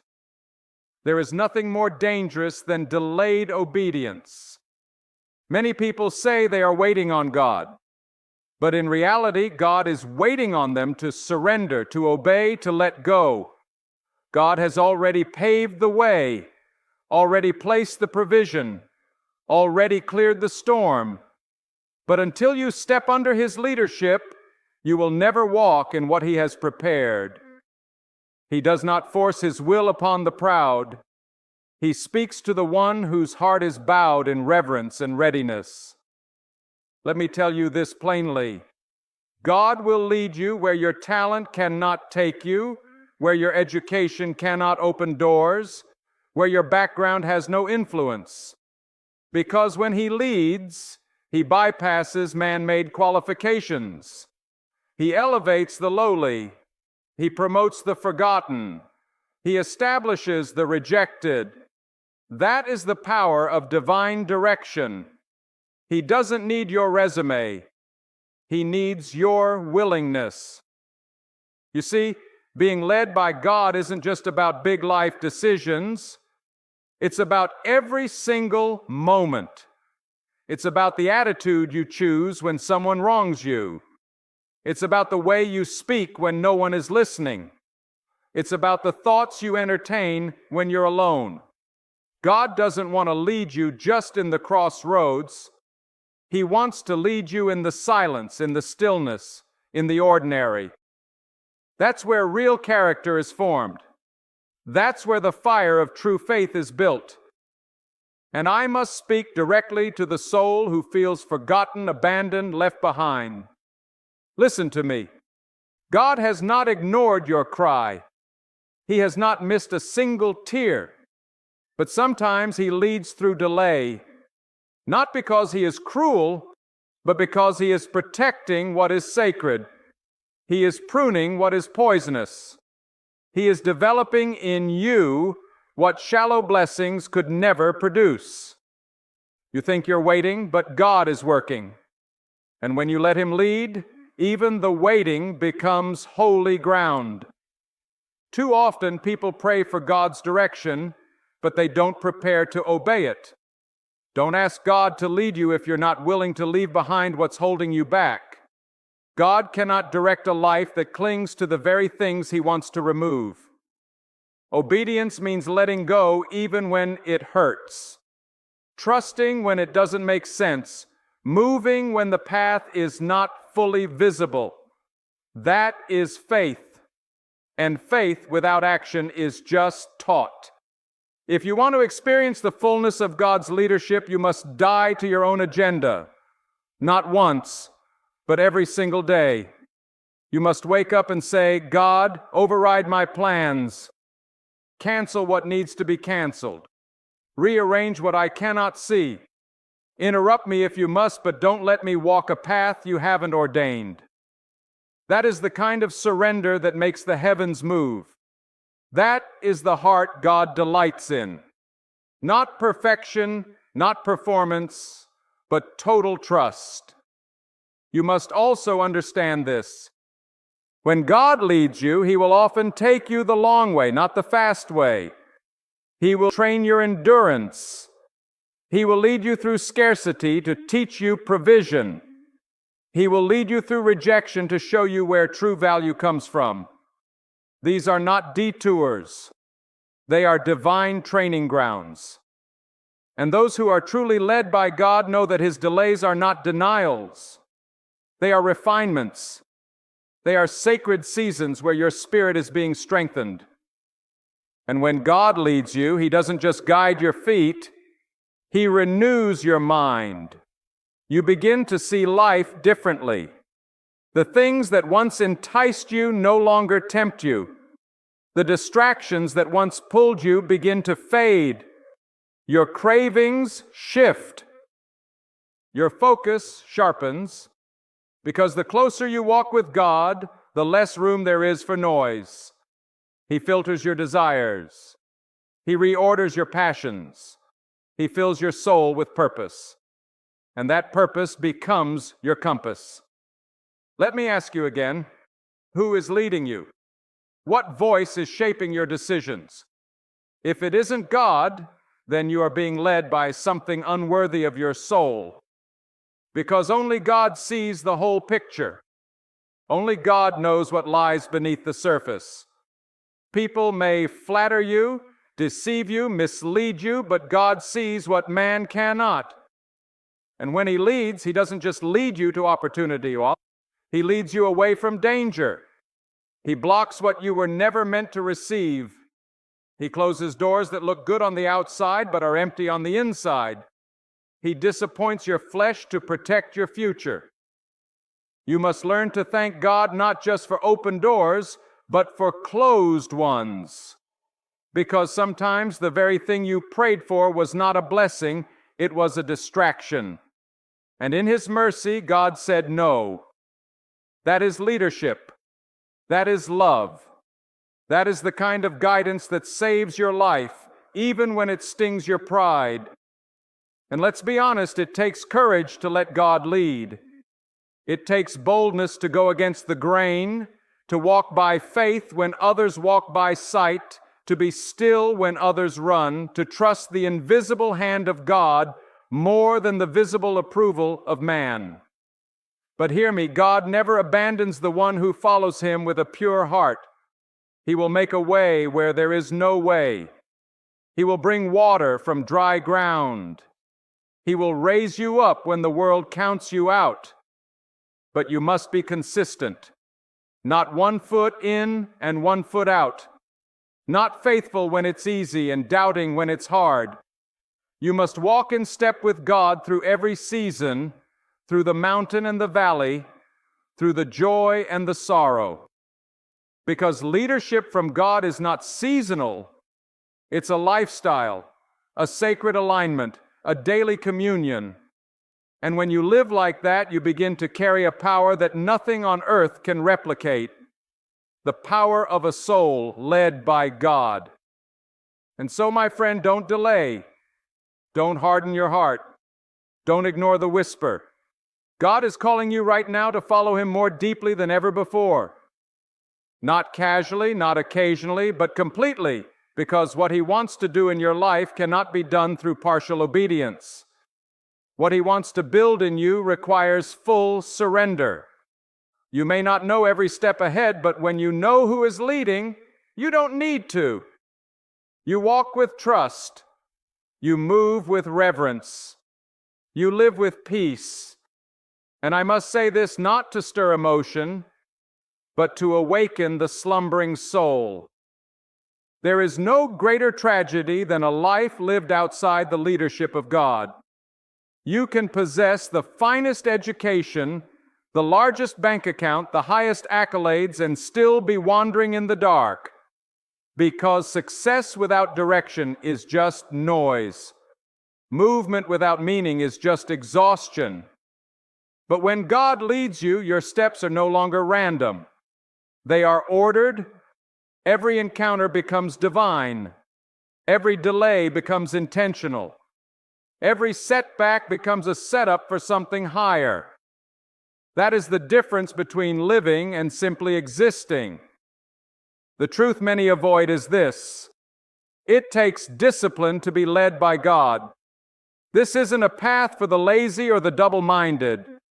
This is a walk that demands your whole heart, because the world is full of distractions, constant temptations pulling you in every direction, opinions, trends, fears. You cannot follow God with divided focus. You cannot walk with one eye on the world and one on the path of righteousness. The soul must choose.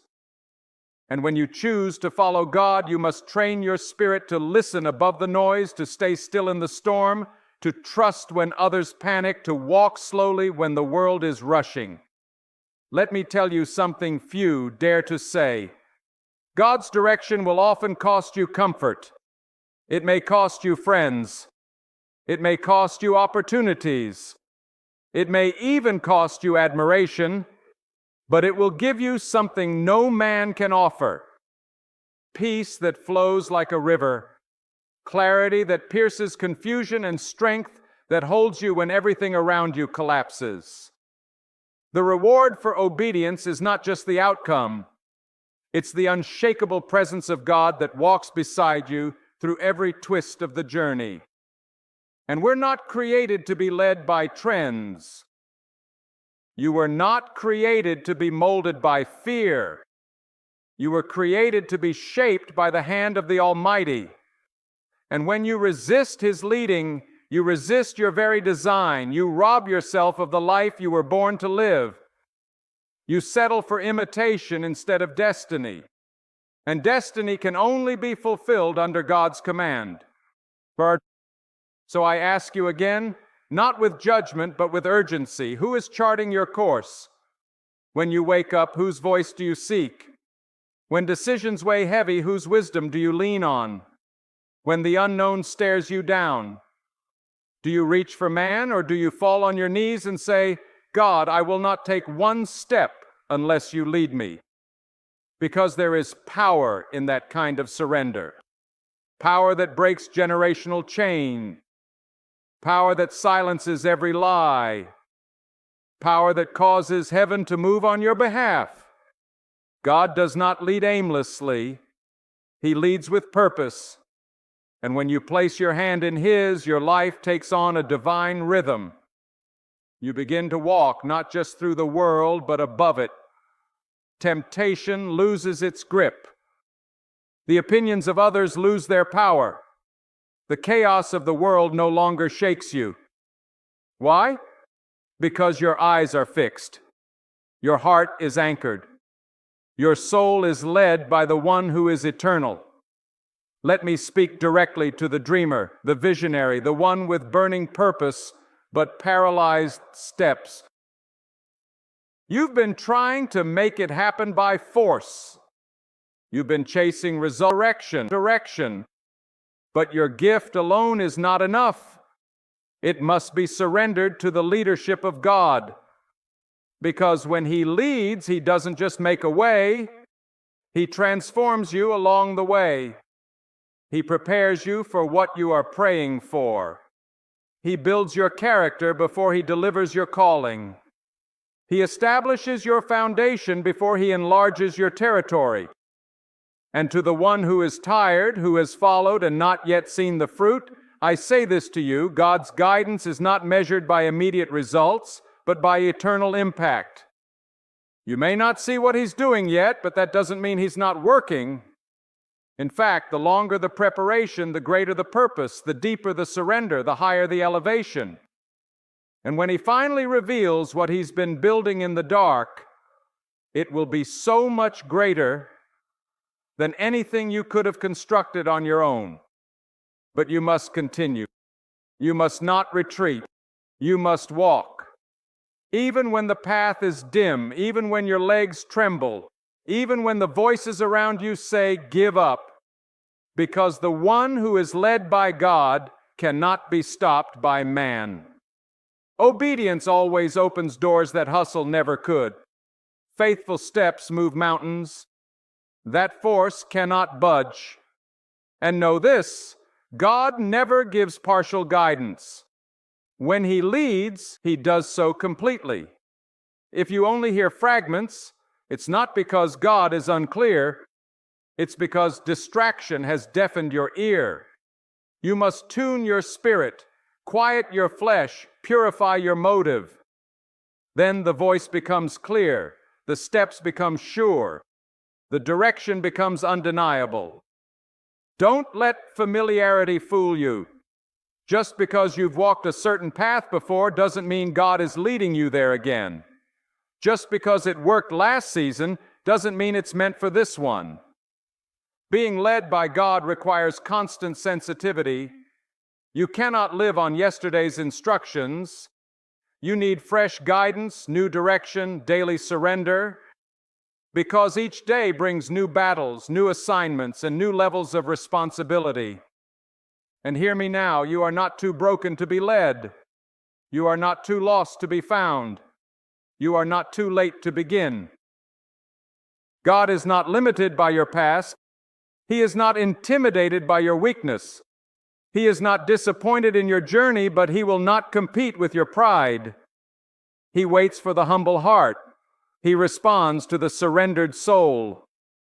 The instant you declare, God, not my will, but yours, everything around you begins to shift. You step back into alignment with your true calling. You leave behind confusion and step into clarity. And I say this with conviction, burning deep within my spirit. If you genuinely desire to see God's power manifest in your life, you must stop bargaining with His instructions. Stop deciding which commands you feel like obeying. Stop filtering His direction through your comfort and convenience. You cannot walk in the fullness of His guidance while clinging to half-hearted obedience. The road to greatness is narrow, not because God is harsh, but because He is intentional. He wastes no step. He gives no careless command. Every word He speaks is meant to protect you. Every directive is designed to lift you higher. Every pause is preparing you for what's ahead. God does not speak to entertain you. He speaks to align you. And when He gives a word, it is not for your entertainment. It is for your transformation. His direction demands response, and not just words from your lips, but movement from your spirit. Because true obedience doesn't wait for convenience. It moves at the sound of God's whisper. And when you learn to move at His voice, you unlock blessings that no eye has seen, no ear has heard, and no mind could ever imagine. But many miss this. They want God to speak clearly, but they haven't created space for Him to speak at all. They fill their lives with distractions, their minds with noise, their days with hurry, and then wonder why they feel lost. God does not shout over chaos. He speaks in stillness. He leads those who are willing to slow down, to be quiet, to seek His face above all. If you want divine direction, you must cultivate divine devotion. You must hunger for God's guidance more than you hunger for the opinions of men. And hear this, God will not lead a heart that is still chasing idols. You cannot be led by God while being ruled by greed. You cannot be guided by the Almighty while being chained to bitterness, to ego, to lust, to fear. These things cloud your spirit. They block your discernment. Oh, they corrupt your perspective. And God, in His mercy, will often strip away those attachments, not to punish you, but to free you. Because He cannot pour destiny into a vessel that's already full of pride. When God begins to lead you, He also begins to cleanse you. He will refine your motives. He will expose your intentions. He will reveal what has been hiding in the corners of your soul, not to shame you, but to sanctify you. Because His leadership is not just about external decisions, it's about internal purification. He's not only concerned with where you're going, He's deeply invested in who you are becoming. And the more you surrender, the more He shapes you. The more you yield, the more He molds your spirit into strength. You begin to walk differently, speak differently, think differently. Not because you're trying harder, but because you're being led by something higher. You no longer need to force outcomes, manipulate people, or chase affirmation. God becomes your compass, your confidence, your source. You are no longer driven by pressure. You are driven by purpose. Let me make it plain. God's leadership will often challenge you before it blesses you. It will require sacrifice. It will confront comfort. It will dismantle pride. But every painful shift is preparing you for the weight of the calling that's ahead. Every instruction you obey, even when it hurts, is like a seed planted in faith that will one day produce fruit so abundant it will overflow into generations. But the seed must fall at the ground and die. Your plans must die. Your timelines must die. Your expectations must be placed on the altar. Because the one who is led by God must walk by faith, not by sight. Faith doesn't demand a roadmap. It demands trust. And trust is tested when the way is unclear. When the path looks barren, when the next step feels risky, that is where true surrender is born. Not in the sunlight of clarity, but in the shadows of uncertainty. Where you choose to say, God, I don't see the outcome, but I know your character. I trust your heart more than I fear the unknown. That's where transformation begins. That's where faith becomes real. Not in theory, but in practice. Not in lip service, but in life lived on the edge of divine dependence. That is the fire God uses to burn away the shallow life you've known and replace it with something eternal. That is how you are forged into a vessel worthy of His power. And once you begin to walk like this, something shifts. You stop asking God to bless your plan and start asking Him to reveal His to you. You stop demanding answers and start listening for His whispers. You stop praying for comfort and start asking for courage. You no longer want what's popular. You want what's pure. You no longer fear being alone because you've tasted the sweetness of walking with God. And you know that one moment of His direction is better than 1,000 days of wandering and success without Him. Some of you have been stuck in cycles, repeating seasons that should have ended years ago, not because God is punishing you, but because you've resisted His leadership. You've prayed. Yes, you've gone through the motions, but you've refused to change. You've clung to your own understanding. You've followed your own emotions.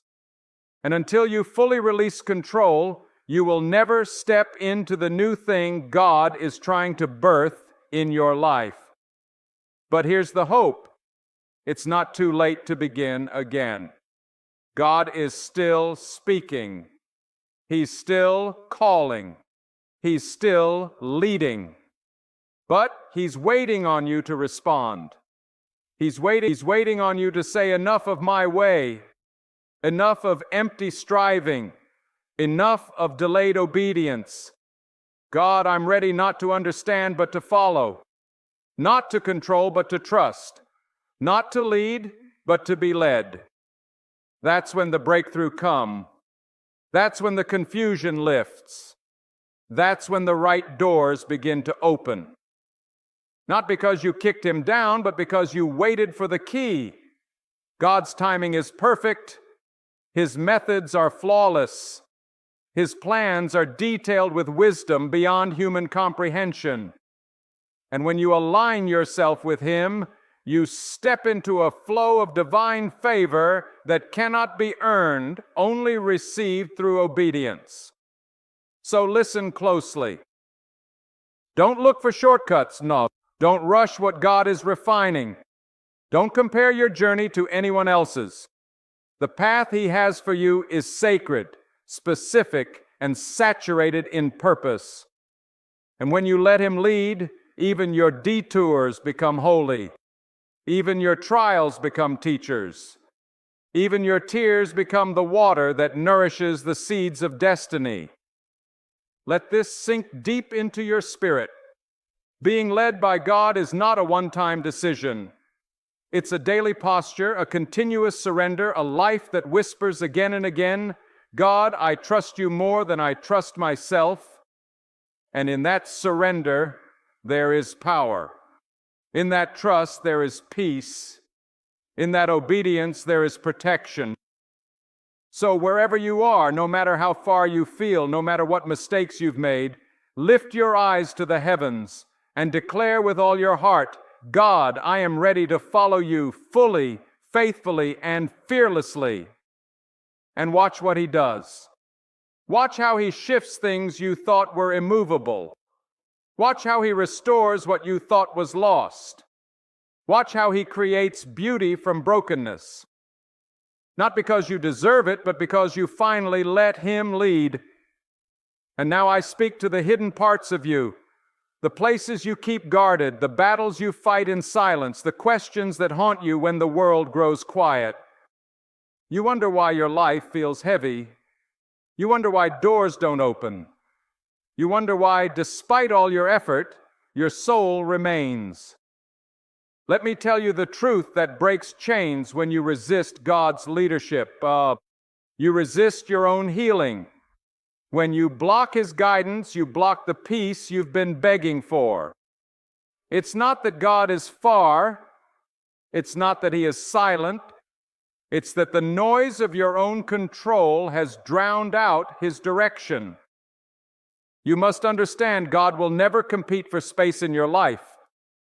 He is not a background voice, and He is not an accessory to your ambition. He is the source, the sustainer, the one who gives life meaning. And until you make room for Him to lead, everything else will remain out of alignment. You can dress it up, you can decorate your schedule with distractions, but your soul will still whisper the truth. I need God to lead me. This is not weakness. This is not failure. This is the deepest kind of wisdom to acknowledge that without God, even success becomes slavery. Even fame becomes emptiness. Even love becomes temporary because the foundation is unstable. But when God leads, when He truly becomes the one who orders your every step, your life becomes anchored in something eternal. I say this with urgency. You cannot fake being led by God. And you may fool people. You may impress crowds.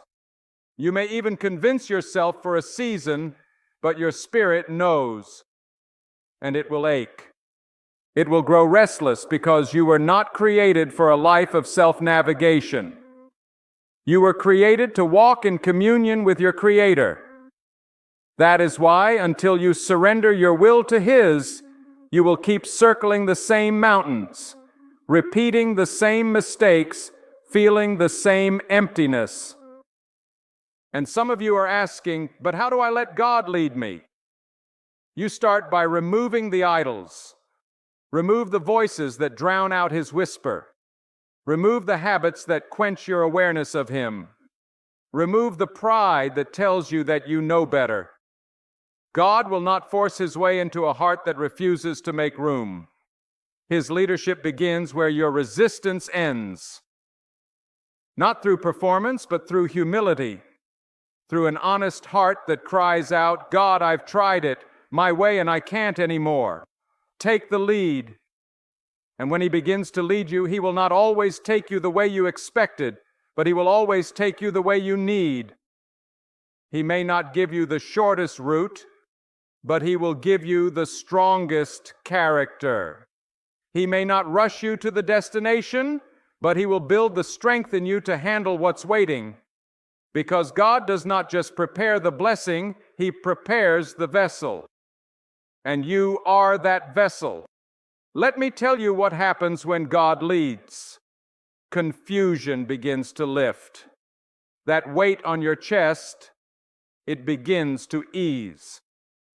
Not because every problem disappears, but because your soul is no longer wandering. You begin to hear clearly. You begin to see purpose in places you once saw only pain.